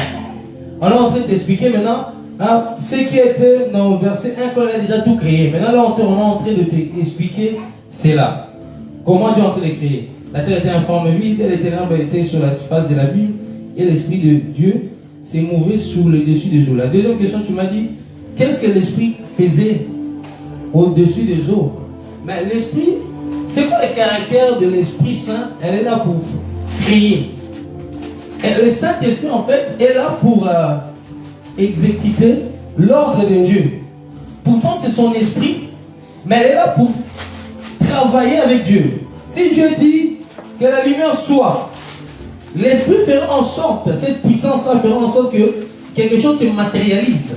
Si l'Esprit était au-dessus des eaux, hein, parce que la terre était informe, il y avait un arbre aussi fort des abîmes, et l'Esprit de Dieu s'est mouvé au-dessus des eaux. Il s'est mouvé au-dessus des eaux qui étaient déjà créées, parce qu'on ne dit pas tout, afin que de ramener la lumière. Tout simplement.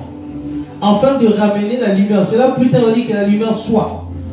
L'Esprit qui s'est mouvé maintenant, il est en train de parcourir, en train de marcher sur les eaux. Il attendait seulement l'ordre du Tout-Puissant, afin que le Tout-Puissant parle, afin que les choses commencent à se recréer. Parce que Dieu a parlé. C'est comme aujourd'hui, moi je parle, non? Je suis là. Je parle. Ah, sois guéri. Mais c'est qui agit? C'est le Saint-Esprit. Il est déjà dans la salle. Pourtant, quand on est dans la salle, il agit, non? Au-dessus de nous, non? Le Saint-Esprit, on a prié, le Saint-Esprit, on les sent. Bon. Maintenant, quand je vais me lever, je dis, bon, maintenant c'est le moment de démontrer la puissance de Dieu. À ce moment-là, il y a quelque chose qui se passe dans la salle. Tout ce que je vais dire, le Saint-Esprit va faire des choses. Il va toucher. Il touche. Guérit. Il guérit. Parce qu'il est, le Saint-Esprit est toujours prêt pour matérialiser ou accomplir ce que Dieu veut dire. C'est ça son rôle. Dans ces temps-là, c'est matérialiser ce que Dieu a fait. Les eaux, Dieu a déjà créé les eaux. C'est juste que la Bible, tout n'est pas écrit dans la Bible. Il faut savoir une chose. Tout n'est pas écrit dans la Bible. Sinon, si on croit que tout est écrit dans la Bible, on est en train de limiter la sagesse infiniment grande de Dieu.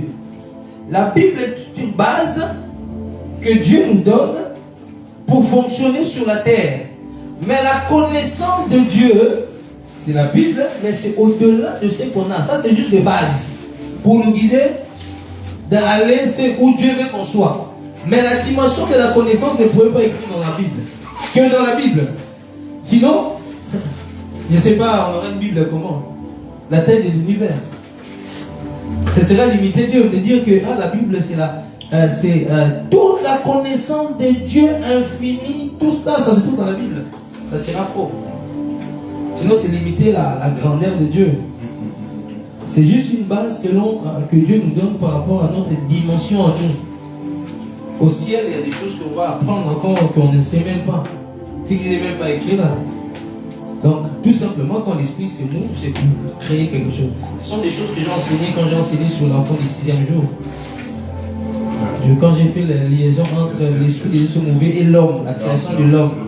Parce que c'est pas ça, je ne parle pas seulement de la création, mais on est en train de parler de l'homme. On est en train de parler de la création de l'homme. On parle d'Adam et Ève. Quand on dit que l'esprit de Dieu, la terre était en forme vide, on parle de toi. On parle de terre. D'ailleurs, même une version dit la terre des vins. Yes. Parce qu'il y a quelque chose qui s'est passé auparavant. La chute de Lucifer a créé que la terre devint informe, vide. C'est l'homme qui a péché. C'est l'homme qui représente la terre. Bon, je expliquerai ça un autre jour. Mais ça, juste que le rôle de l'esprit, pourquoi il était au-dessus des eaux, c'était tout simplement pour exécuter la parole de Dieu. C'est pour cela quand Dieu parlait, l'esprit créait. Et maintenant, alors, donc, ici, donc tu dis l'esprit créé, Dieu dit. Alors, ici, Jésus, il est où entre ces deux? Quand on dit Dieu dit, est-ce que c'est Jésus qui dit, c'est le Père qui pense, et c'est Jésus qui dit, et ça qui fait? Ok. Parce que toute chose a été faite par la parole. La parole. Mais là, ici, c'est le Saint-Esprit qui a créé. Qui a touché. Ouais. Mais maintenant, ici, on dit Dieu dit. Après, je sais que Jésus est Dieu, mais dans ce contexte-ci. Ok. Dans ce contexte, on te parle de dimension du Père. Mais c'est pas que le Fils n'est pas là. Le Fils est dans le Père. Amen. Je vous ai parlé dans l'eau, il y a trois, comment on appelle ça? Trois états. L'état gazeux et solide. Hein? L'état liquide, dans l'eau, c'est l'eau. Dans l'eau, même l'eau peut former trois états. Mais est-ce que c'est trois choses différentes? Est-ce que c'est trois choses, l'état gazé, l'état solide, l'état liquide, c'est pas de l'eau? C'est de l'eau. C'est juste la manière qu'il travaille. Trois formes différentes. Quand Dieu parla, en réalité, on peut dire Jésus parla. On peut dire le Saint-Esprit par là. Amen. Parce que quand tu vas au ciel, tu verras Dieu sur son trône. En lui, il y a le Saint-Esprit. C'est lui, en fait, Christ. Maintenant, dans une autre... ça, c'est encore notre enseignement. Je vais enseigner sur le mystère des dédoublements ici. Donc, là, c'est la dimension du personnage. Jésus, quand il vient, il présente le Père. Mais pourtant, il ne forme que un. Mais dans sa condition fils, il est en train de présenter le Père. Là, dans cette dimension-là, on parle de la dimension Dieu, le Créateur. Hein? Les créateurs, mais Jésus se trouve en lui-même. Mais là, on présente Dieu, le Créateur. Tout simplement. Le projet de Jésus est venu bien plus tard. Quand la terre a chiqué. Donc là, c'est moi qui aussi dois peut-être m'exprimer. Donc là, c'était juste sous la forme de la parole. La parole. Qui s'est fait tiens plus tard. Mais c'était dans le commencement où on parlait, utiliser les termes Dieu, parce que dans ce commencement-là, il n'y avait pas les termes Jésus. Jésus est venu étant qu'un être humain, parce que c'est cette parole qui est devenue chère plus tard. Ce n'était pas encore le projet de Jésus. Parce qu'au fur et à mesure, Dieu a eu un projet à cause de péché de l'homme. Donc c'est ça qui a abouti plus tard à voir Jésus sur la terre. La parole lui-même qui est venu faire chair sur la terre. Tout simplement. Ok, mais alors, merci. J'aime bien. Il pose des questions, c'est bien. Justement, alors, le projet de Jésus qui est venu, mais après, justement, on parle de, quand on dit l'agneau qui est immolé avant la fondation du monde. Avant la fondation. J'avais la même question. Ok. Là, l'agneau qui est immolé avant la fondation du monde, qui a immolé l'agneau? Ok. Est-ce que vraiment on a immolé au ciel l'agneau? Quand Dieu a commencé à créer, c'est la question que je me pose. Non. Je sais pas, mais en tout cas, dans Apocalypse 4, quand Jean est au ciel, on voit... On va les lire. On va les prendre, on va les lire. D'accord? On va les prendre, on va les lire.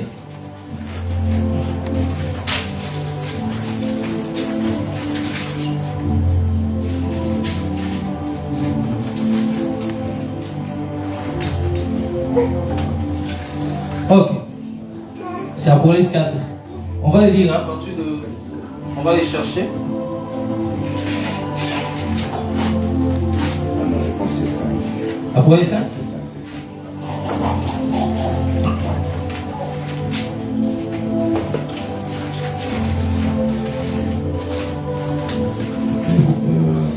Sur verset 6, mais on n'est pas, c'est ça.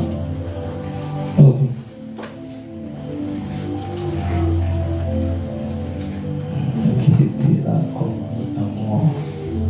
Ok. On va le lire à partir du verset 1, d'accord? Jusqu'à 6. Puis je vis dans le... Quelqu'un peut le lire, s'il te plaît? Je peux lire. Puis je vis dans la main droite de celui qui était assis sur le trône un livre écrit en dedans et en dehors, scellé de 7 sceaux. Et je vis un ange puissant qui criait d'une voix forte, qui est digne d'ouvrir le livre et d'en rompre les sceaux. Et personne dans le ciel, ni sur la terre, ni sous la terre, ne put ouvrir le livre, ni le regarder. Et je pleurais beaucoup de ce que personne ne fut trouvé digne d'ouvrir le livre, ni de le regarder. Et l'un des vieillards me dit, ne pleure point, voici, le lion de la tribu de Juda, le rejeton de David, a vaincu pour ouvrir le livre et ses 7 sceaux. Et je vis au milieu du trône et des 4 êtres vivants, et au milieu des vieillards, un agneau qui était là comme immolé. Il avait 7 cornes et 7 yeux, qui sont les 7 esprits de Dieu envoyés par toute la terre. Ok. Qu'est-ce que Jean a vu? Quelqu'un peut m'expliquer? Qu'est-ce que Jean a vu? Est-ce que l'Apocalypse, ce sont des choses qui doivent arriver ou bien des choses qui étaient quelque chose du passé ou du présent ou du futur? Futur. Il y a du tout. Passé, ça commence à devenir intéressant. Je dirais même que Dieu est hors du temps. Dieu est hors du temps. Quelqu'un d'autre? Est-ce qu'on peut fermer les yeux? Parce que je sens les gens, il y en a qui sont déjà fatigués. Anthony a fait. Non. Vous aimez tout quand c'est power. Quand j'active l'onction là, c'est yeah. Vous pouvez écouter la parole.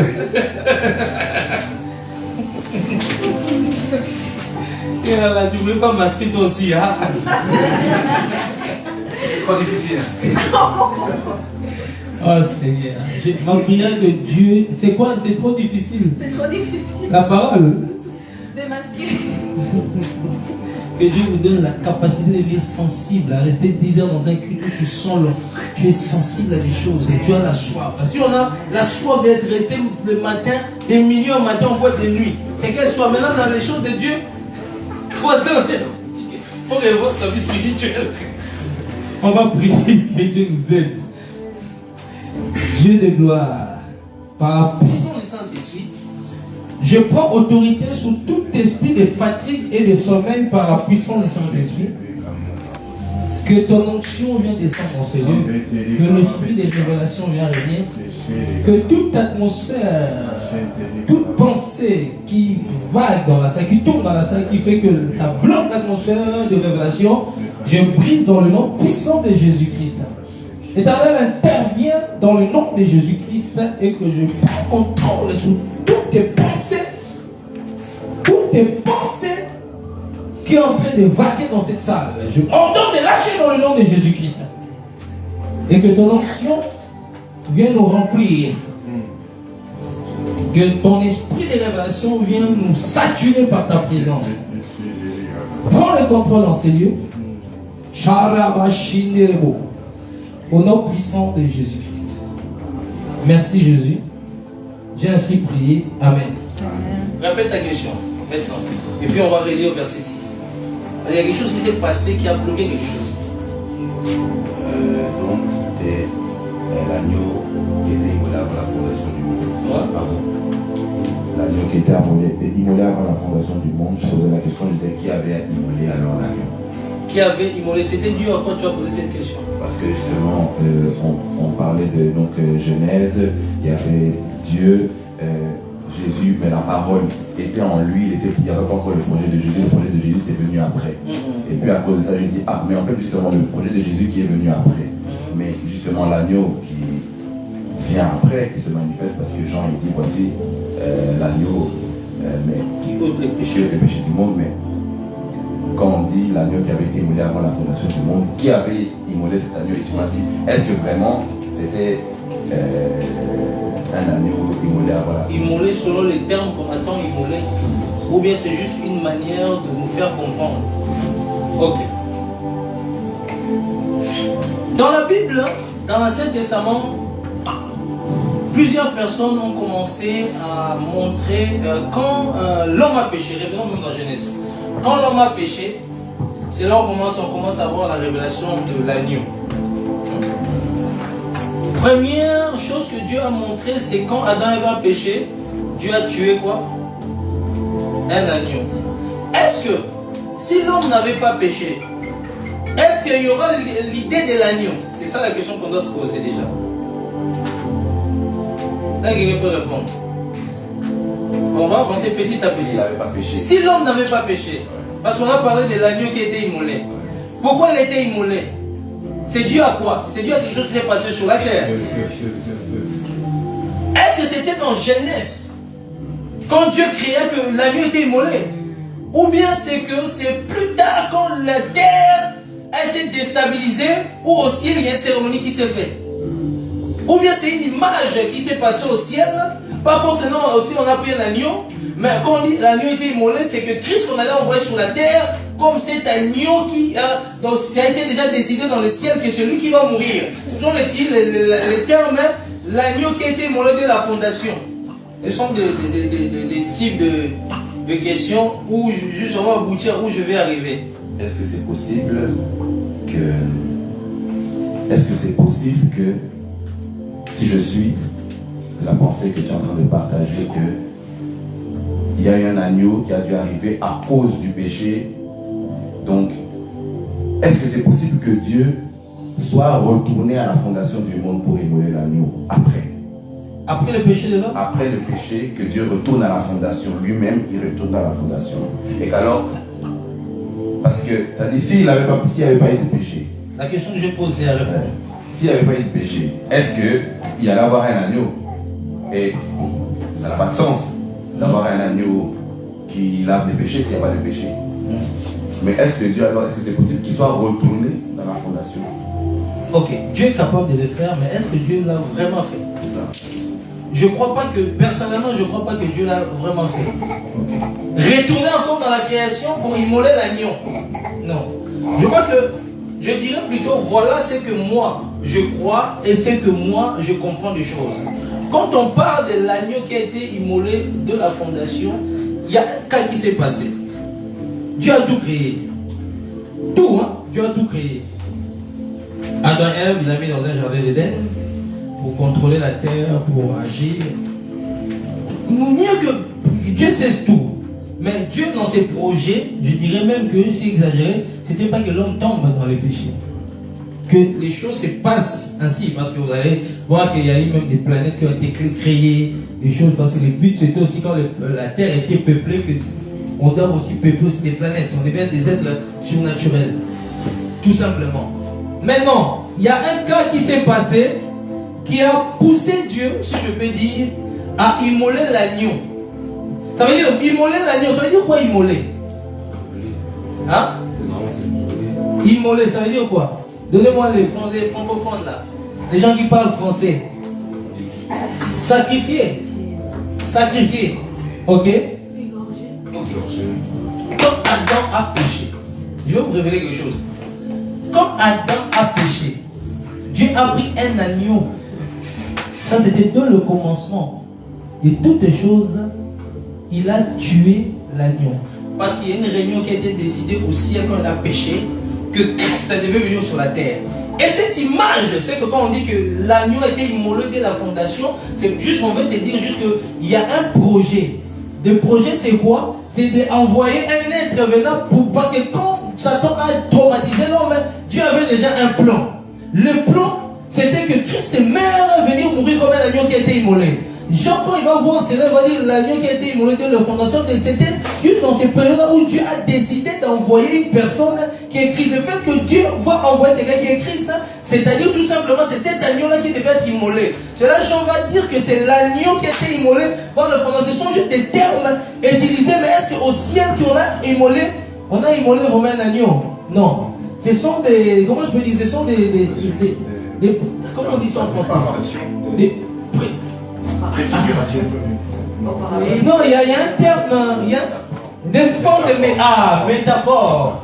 Métaphore. Maintenant, la conclusion de cette métaphore, parce qu'ils avaient déjà le projet d'envoyer Christ, l'agneau a été immolé, c'est Jean en train d'utiliser un terme métaphore. Et le projet maintenant qui a abouti à ça, c'est que quand Dieu a pris un agneau dans les jardins d'Éden, il a fait quoi? Non, pas dans le jardin d'Éden, quand l'homme a péché, il a fait quoi? Il a tué un animal, non? C'est ça l'agneau immolé. Tout simplement. À cause de la pensée que Dieu avait d'envoyer Christ comme un agneau immolé. Maintenant, quand Dieu est en train d'utiliser comme genre une forme de métaphore, il dit ne t'inquiète pas. Qui est digne d'ouvrir les sept choses? Ne t'inquiète pas. Personne n'est digne. Mais à cause de quelqu'un qui est. Parce que Jean est en train de voir une vision. Mais à l'époque, quand Jean a vu la vision, Christ était déjà mort. Christ était déjà mort. Il était déjà mort il y a déjà plusieurs années. Plusieurs années. Donc lui, il est en train de parler de quelqu'un qui est déjà mort, Christ, qu'on a immolé par les Juifs. Et que plus tard en arrière, il y avait un agneau qui a été immolé aussi. Plus tard au ciel, il y avait déjà une décision qui était faite quand l'homme a péché. Dieu avait déjà le plan d'envoyer quelqu'un, cet agneau qui s'appelle l'agneau immolé. Ce n'est pas forcément que Dieu a immolé quelqu'un là-bas au ciel.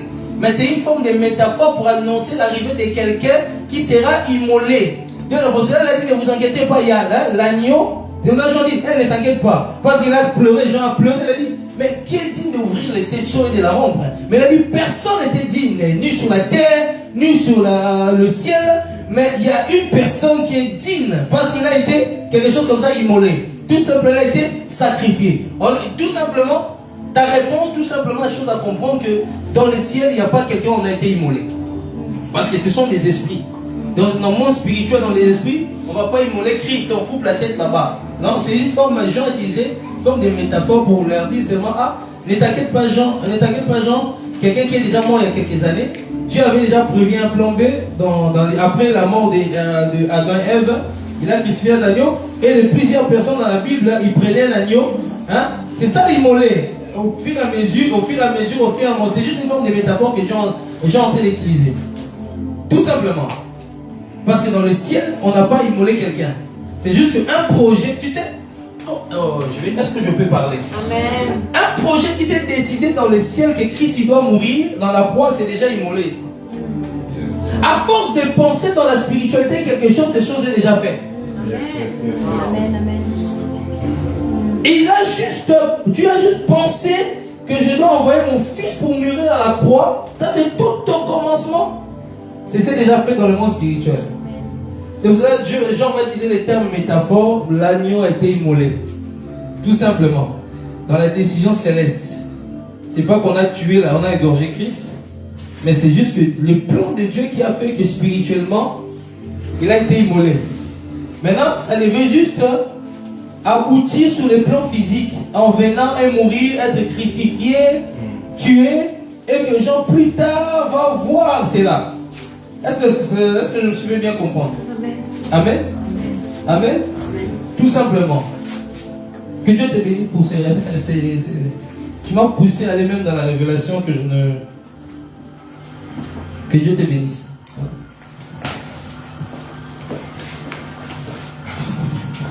Moi j'avais une question par rapport à un passage dans la Bible, dans 1 Samuel 28. On va le lire. Dans 1 Samuel 28, lorsque le roi Saül se présente en fait devant une nécromancienne pour consulter le prophète Samuel. Qui était déjà mort. Mais du coup ma question dans ce passage-là, c'est que la nécromancienne, en voyant Samuel, elle a dit... C'est encore, c'est 28 combien? 28, verset 13. Je vais lire. Le roi lui dit, ne crains rien, mais que vois-tu? La femme dit à Saül, je vois un Dieu qui monte de la terre. En parlant de Samuel.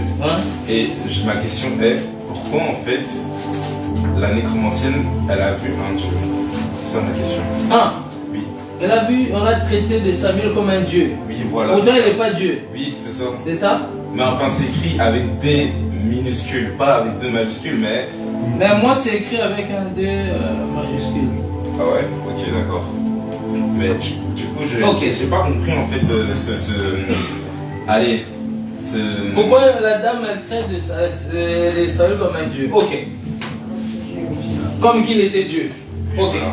Premièrement, la Bible dit, comme vous êtes dans le livre d'Exode, il a dit à Moïse, je t'ai fait qui? Dieu. Il va Pharaon. Il veut juste dire que je te donne la puissance, tu vas me porter, je serai en toi, tu deviendras Dieu à cet instant-là, pour libérer mon peuple, en fait, que lui, dès qu'il voit les signes, il croit en moi. Tout simplement. Si cette femme, tout simplement, s'il a vu à cet esprit qui était mort, tu sais comment il arrivait à dire que c'est un Dieu? Parce que la dimension qu'il portait, ça dépasse. Parce que c'était dans le monde physique. C'est ça. Ce sont des êtres charnels. Maintenant, quand tu vas voir un esprit qui est au-delà, même un païen, quand tu vois un païen là, s'il voit un être angélique très puissant, il va dire que c'est un Dieu. Parce qu'il n'a pas la connaissance du vrai Dieu. La sorcière n'avait pas la connaissance du vrai Dieu. C'est pour ça qu'on a vu un être sorti. Vous savez, quand un être sort comme ça là, il dégage une dimension de puissance extraordinaire. Même toi, Jean a vu un ange, il voulait se prosterner. Je suis que toi, compagnon de service. Il y a une chose que tu dois comprendre là, que à chaque fois, un être spirituel sont dans la dimension spirituelle qui dépasse l'attendement, les cerveaux de l'homme, on lui met toujours à la place de Dieu. Tout simplement. À cause de la puissance qu'il dégage, à cause, pour le moment il est parti quelque part, il a fait un miracle, on a cru que c'était de Dieu. À cause du manque de connaissance de cette dame-là, parce qu'elle était sorcière, elle était dans des choses. À cause de l'ignorance de certaines personnes, quand il y a certaines dimensions qui se révèlent, on peut penser que tu es Dieu. Tout simplement. On peut croire que tu es Dieu à cause de la puissance que tu dégages. À cause de l'éclat que la personne dégage. Comme on n'a pas l'habitude de voir, automatiquement notre système charnel va attribuer directement à Dieu. Ce n'est pas forcément le Dieu, mais à cause juste de cette dimension-là, qu'il a dégagé face à cette dame-là, parce qu'il venait dans un lieu de lumière. Donc ce lieu de lumière, il portait la gloire de Dieu. Il portait une autre gloire qui a fait trembler la sorcière. Même en étant mort. Ouais. Amen. Amen. Ça va tout le monde? Saturé des questions? Hein? On va bientôt clôturer. Ça va? Ça va et vous? Ça va très bien, Joël. Ça va très bien. Ok. Ok. S'il n'y a pas de questions, on avance sur autre chose. Tu as une question? Près de moi, on avait des questions. Vous avez des questions? Ah.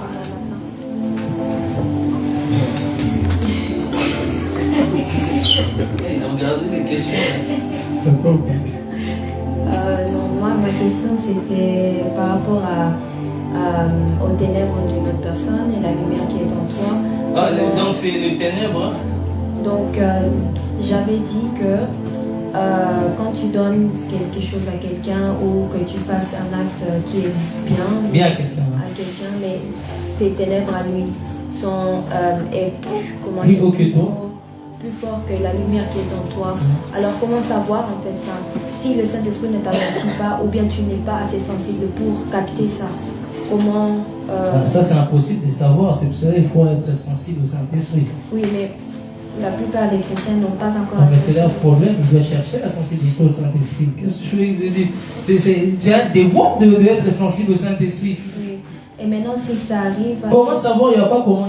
Là, il n'y a pas de réponse. Il n'y a pas comment savoir. La clé que Dieu nous pousse à être proche de lui pour avoir les clés, la sensibilité pour discerner. Ça, on dit les dons de discernement est donné parce que tu as le Saint-Esprit.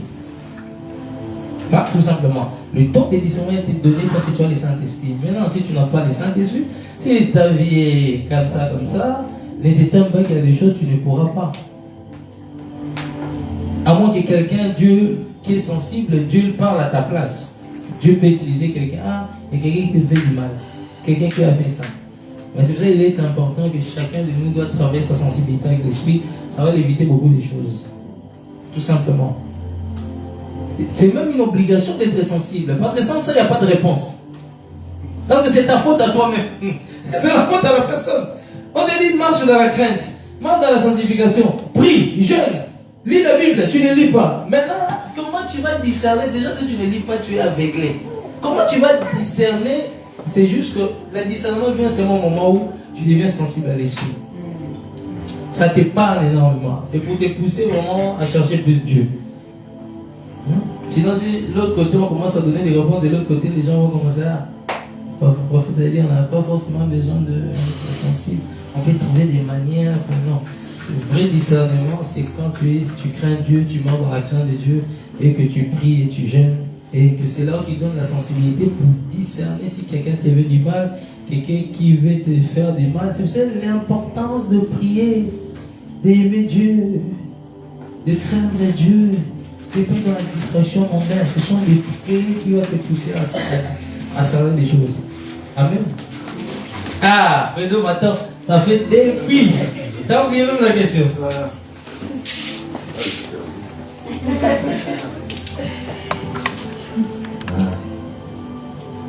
C'était concernant l'amour. C'est vrai, si Dieu t'a.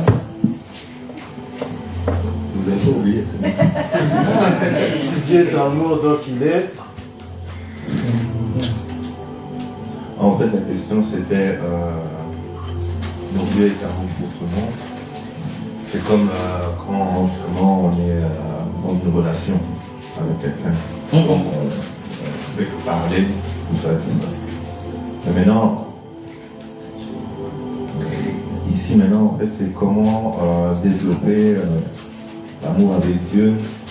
Si, c'est pour ça ma première question de s'entendre. Comment rester ou quoi dire pendant des heures en fait, parce que plusieurs fois vous avez dit oui, bon, si vous êtes bas dans la prière, bah, voilà, vous avez que des choses bas. Mais comment rester des heures dans les prières? Quoi dire en fait? Quoi dire à Dieu? Voilà, c'est ça en fait. Ah, je comprends maintenant la question. Ça, c'est la question de beaucoup de personnes. Quoi dire à Dieu? Tu sais, si on aime Dieu, on lit la Bible. Hein? Si on lit la Bible, on saura quoi dire à Dieu. Tout simplement. Ce qui fait que on arrive à prier longtemps parce qu'on lit beaucoup la Bible. Elle active quelque chose dans notre esprit. Quand on prie, les paroles sont automatiquement. Par exemple, qui ne lit pas la Bible, il est bloqué, il ne sait pas quoi dire à Dieu. Seigneur, je te loue, je t'adore. Amen. Quand tu vas commencer à prendre la Bible, je parle pour tout le monde, hein, même moi-même y compris, prendre la Bible au sérieux, c'est là que ton esprit deviendra sensible. Ton esprit devient sensible, ça veut dire que même quand tu vas t'aimer, tu peux passer 7 heures à prier Dieu. Et c'est comme ça qu'au fur et à mesure, le parler en langue vient, ça commence même à t'aider même des fois. Un moment tu pries en langue, un moment c'est beau, hein. Un moment tu parles avec Dieu pendant 1 heure, un moment tu reviens en langue, un moment tu chantes, un moment, boum, tu dis, ah, je dois aller au travail. Tu as fait 4 heures de temps à la prière. Et tu oublies. C'est juste la proximité avec Dieu. Hein? L'intimité, on revient encore à l'intimité avec Dieu profond, qui va t'aboutir à avoir la soif de lire la Bible. La soif de lire va aboutir à avoir des mots précis à dire à Dieu. Hein? C'est précis à dire à Dieu. Les prières efficaces, c'est quand c'est fait avec la parole. Amen. Il faut aussi comprendre aussi la parole. Et parfois, c'est pas juste lire. Mais pour comprendre la parole, il faut développer d'abord une grande intimité, l'esprit, une grande intimité avec Dieu. Et encore une fois, comment alors avoir cette intimité? Pour avoir cette intimité, c'est de vouloir déjà. Ça, c'est de vouloir. Ça, c'est la première base de vouloir avoir l'intimité. Deuxièmement, de toi-même de couper des distractions qui ne te servent à rien. Oh, mon ami m'invite là-bas, aller en boîte de nuit. Allez voir une copine, comme ça. Parce que l'une des choses que Dieu te met l'onction, c'est quand il voit que tu as la soif de les chercher dans l'intimité. C'est là que maintenant, il sait qu'il a vraiment envie, mais il n'arrive pas. C'est là où maintenant il commence à mettre l'huile sur ta tête. Maintenant, quand Dieu commence à mettre l'huile sur la tête, l'huile là te pousse maintenant à commencer à lire la Bible. Facilement aimer à lire la Bible. Et quand cette huile là commence à te pousser à aimer à lire la Bible, maintenant la parole que tu as maintenant emmagasinée, ça commence à devenir des prières. Mais il y a tout un processus, l'envie de Dieu. Je veux aimer Dieu, c'est la soif. C'est toi-même dans le non, moi je peux faire ça comme connerie. Moi je veux plus ça. Moi je vais m'enfermer. Moi, même si c'est compliqué, mais moi je vais m'enfermer. Dieu, quand il voit ça, il est bon, il va faire comme tout ce monde a commencé, c'est pas facile. Hein? Mais il y a un moment, hein, Dieu a commencé, il a dit, mais lui, il veut toujours venir prier, même avec les mots, le peu de mots qu'il a. Et Dieu a commencé à oindre, et puis, parce que quand tu commences à être oindre, ça te donne automatiquement la chance de lire la parole. Et c'est maintenant, ça aboutit à des questions où les chrétiens disent, j'arrive pas à lire la Bible. Mais si tu ne respectes pas déjà les étapes de l'intimité, tu ne pourras pas, tu veux directement sauter là. C'est compliqué, parce qu'il y a des atmosphères, il y a des entités qui combattent, il y a des esprits, il y a plusieurs réalités. Et le jeûne aussi, Dieu voit, ah, j'ai envie de jeûner. Jeûner. Les musulmans, ils jeûnent, même s'ils font dans la chair, mais ils jeûnent. Ils font dans la chair, hein, mais ils jeûnent. Pourtant, ils font des choses, ils sont en train de renforcer la force de Satan, leur Dieu, mais ils jeûnent. Tu vois, quelqu'un, il fume, il fait n'importe quoi, mais il s'abstient. Ramadan. Mais les chrétiens, il a le vrai Dieu, mais gêné. Dès qu'il arrive, moi devant les kebabs.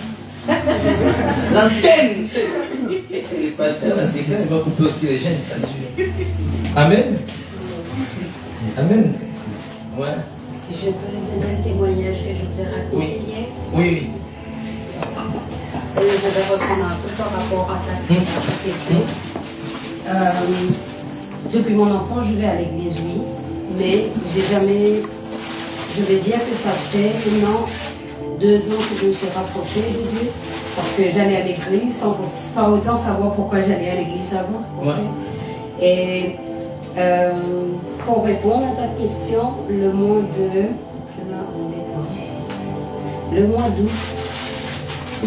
de juillet, j'ai jamais jeûné dans ma vie, mais le mois de juillet, j'ai fait 1 mois de jeûne. Et suite à ça, il y a beaucoup de choses qui ont changé. La fin du jeûne, je me rappelle, c'était le 30 août. Et suite à ça, j'ai eu quelqu'un qui s'est présenté à moi, qui m'a guidé vers l'église, ici. Parce que je vis 5 ans en Belgique, j'ai jamais été à l'église, peu importe où. Et là, la personne m'a dit, écoute, Dieu me dit que toi, tu dois aller dans cette église. J'étais ici le 15, dimanche le 15. Honnêtement, je ne connais personne ici, mais juste le fait de traverser la porte, franchement, waouh. Même là, pour vous dire, il y a quelque chose d'extraordinaire ici. Je le sens à chaque fois que je passe la porte. C'est vraiment, vraiment fort. Et alors, c'était le 15, la première fois que je suis venue ici. Je suis venue, je suis rentrée chez moi. Il n'y a rien dans ma tête qui m'a dit que tu dois repartir le lendemain. Non. Et là, encore une fois, le soir, je dors et je dis, ok, mon cœur me dit, tu vas aller demain. Mon mari ne connaît pas Dieu. C'était vraiment, même la première fois pour le faire comprendre que, bon, je vais à l'église là. Quand j'ai donné l'adresse, il m'a dit, pas là-bas. J'ai dit non, je sais pas, moi je vais aller là-bas, tu fais ce que tu veux, moi je vais là-bas. Et à la fin, il m'a accompagné. Le lendemain, c'était jusqu'à 22h. J'ai prié toute la journée pour que Dieu lui fasse comprendre, de me dire oui, que je peux aller jusqu'à 22h. J'ai prié toute la journée et le soir, à l'heure que je termine de travailler, je dis, tu sais, l'église est de telle heure à telle heure. Tu m'accompagnes. Il a un peu grogné parce que c'était le jour qu'il y avait... Non, il y avait manifestation. Et bon, après tout s'est arrangé, il m'a déposé. Et là, c'était le jour que le prophète avait demandé à plusieurs personnes de venir à l'avant pour de parler en langue et prophétie. Et moi, je suis une personne, depuis un bon moment, on va dire, je vais reprendre sur les 2 ans, j'ai toujours eu au fond de moi l'envie de parler en langue. Et une fois, j'ai dit à ma soeur, on priait avec ma soeur, elle me dit, prie en langue. J'ai dit, je ne sais pas. Elle me dit, demande à Dieu. Ok. Chaque fois, je prie. Et le jour que le prophète a fait le don de parler en langue, ça commençait à partir tout seul. Tout seul. Même je suis rentrée chez moi, je dormais et ma bouche, elle continuait à l'eau. C'était juste pour partager avec toi que en 2 ans, j'ai 40 ans, de toute ma vie rien du tout, mais en 1 mois, il m'a fait savoir qu'il m'aime. Amen.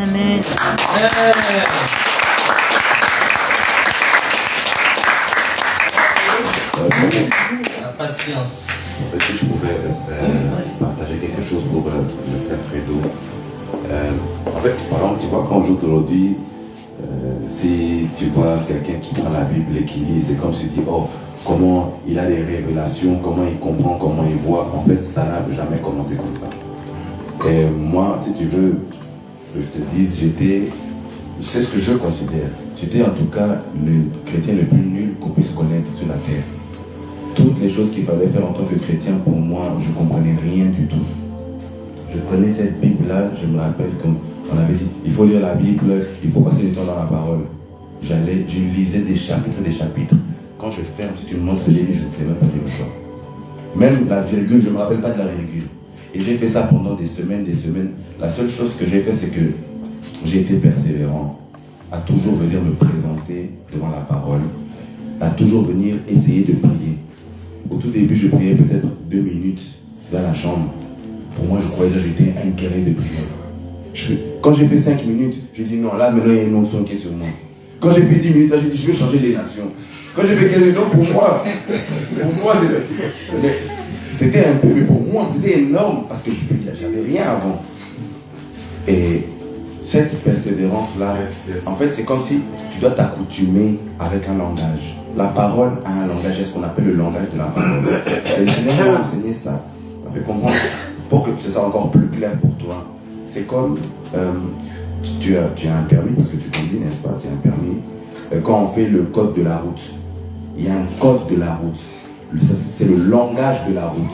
Ça veut dire que quand tu commences, la première fois quand tu prends le code de la route, tu ne comprends pas ni les panneaux, ni les choses, ni la priorité de droite, tout, tu ne comprends rien du tout. C'est à force de revenir, et puis revenir, et puis revenir. Et puis à force, tu te dis, ok, le rond rouge, ça veut dire interdit. Le bleu, c'est obligation. Au force de revenir, tu commences à comprendre le code de la route. C'est la même chose avec la parole. À force de revenir à la parole, tu commences à comprendre le code de la parole, le langage de la parole, ce que ça veut vraiment dire. Par exemple, on dira l'Éternel est mon berger, et on utilise le mot berger, mais à force de lire ça, toi tu diras l'Éternel c'est mon papa. Berger et papa n'ont pas la même signification. Mais à force de venir à la parole, tu vas commencer à comprendre le sens de ce que quelque chose veut dire. Le code de ce que quelque chose veut dire. Et ça, c'est juste la persévérance. Quand tu dis comment on fait alors pour avoir une intimité, c'est à force de persévérer. Tu viens, et puis tu viens encore, et puis tu viens encore, et puis tu viens encore. Crois pas que quand tu vas prendre la voix, tu vas commencer à voir, ouais, donc j'ai compris comment les cosmos, ils ont été faits avec les galaxies. Non. Tu viens juste, peut-être ça va juste être Jean 3,16. Car Dieu a tant aimé le monde. Mais tu reviens même juste avec ça. Juste avec ça, si tu comprends ça, et puis tu avances encore un peu. Et puis tu avances encore un peu. Et c'est cette fidélité dans les petites choses que tu vas faire que Dieu alors va donner les grandes choses. Amen.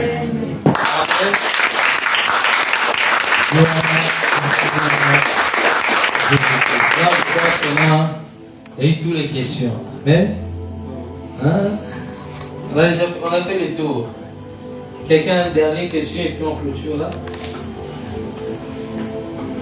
Ouais, dis-le. Qu'est-ce qu'une bonne méditation? Ok, je vais donner ça à l'homme du Serge. Je vais te répondre ça. Qu'est-ce qu'une bonne méditation au niveau de la lecture de la parole? Je te dirais déjà, avant de méditer, tu dois déjà être dans une bonne atmosphère. C'est-à-dire que, en fait, quand tu te présentes, en tout cas moi c'est comment je fais, en fait, avant de te présenter devant la parole, déjà prie. Tu dois prier pour déjà te concentrer. Parce que parfois, surtout quand on médite à certaines périodes, tu as plein de choses qu'il y a dans ta tête. Donc tu dois vraiment demander à Dieu, au Saint-Esprit de se manifester. Au Saint-Esprit de t'alléger l'esprit d'abord, avant de rentrer. Après quand tu as fait ça, tu demandes au Saint-Esprit ce que tu vas lire, que ça t'imprègne. Que ça t'imprègne. Et je dirais que une bonne méditation, pour avoir une bonne méditation, tu dois prendre du temps. Parce qu'aujourd'hui, quand les gens méditent la parole, c'est à la va-vite. Tu vois? Or que, en fait, les mots que tu lis, tu dois demander au Saint-Esprit que ça t'imprègne. Et s'il faut, tu dois t'arrêter à chaque phrase. Par exemple, moi, ce que je fais aussi, ce que j'aime bien, les noms des personnages bibliques, souvent, je regarde la signification. Souvent, les personnages bibliques, même la ville, même le pays, en fait, le contexte. L'endroit où c'est, pourquoi on envoie Paul là-bas à Rome? Toi, et tu poses aussi des questions à l'esprit, mais ça, mais pourquoi tu l'as envoyé à Rome? Tu vois? Et c'est comme ça, en fait, que ta méditation va être bonne. Pourquoi? Parce que quand tu lis, en même temps, tu poses des questions à l'esprit et c'est comme ça qu'il va te répondre. Et quand tu vas aller sur Google, tu vas taper 2-3 choses. Et en fait, c'est ça, en fait. Et c'est comme ça, même peut-être que l'intimité se crée. Parce que de toute façon, je vais parler de ça vendredi. Vendredi soir, j'allais parler de ça. Vendredi soir, là, je vais parler de ça. L'intimité avec Dieu. Pour revenir à ça, en fait, la méditation, c'est simple. La méditation, déjà, tu dois prendre du temps. Tu dois prendre du temps. Tu dois avoir cette envie aussi d'apprendre.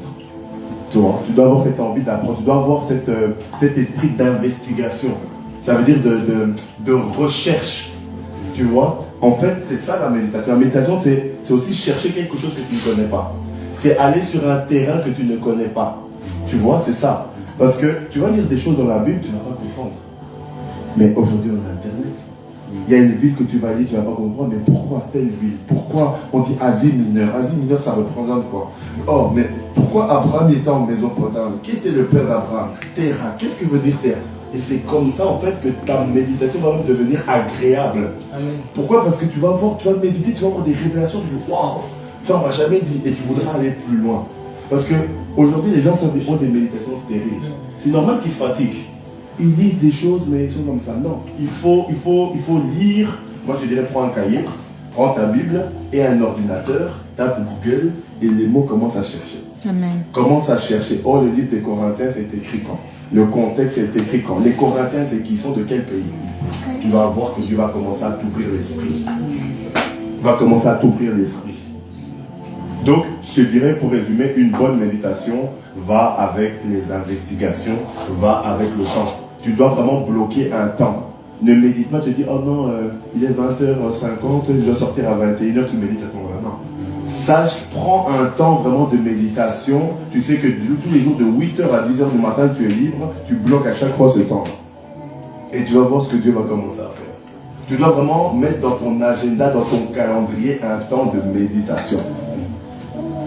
Et surtout, ferme ton téléphone, mets mode avion. Parce qu'à ce moment-là, c'est toujours là que les gens dérangent en fait. Ils t'appellent. Mets mode avion. Et tu vas voir ce que Dieu va faire. Amen. Amen. Gloire au Seigneur. On peut se lever s'il vous plaît. Gloire au Seigneur Jésus-Christ.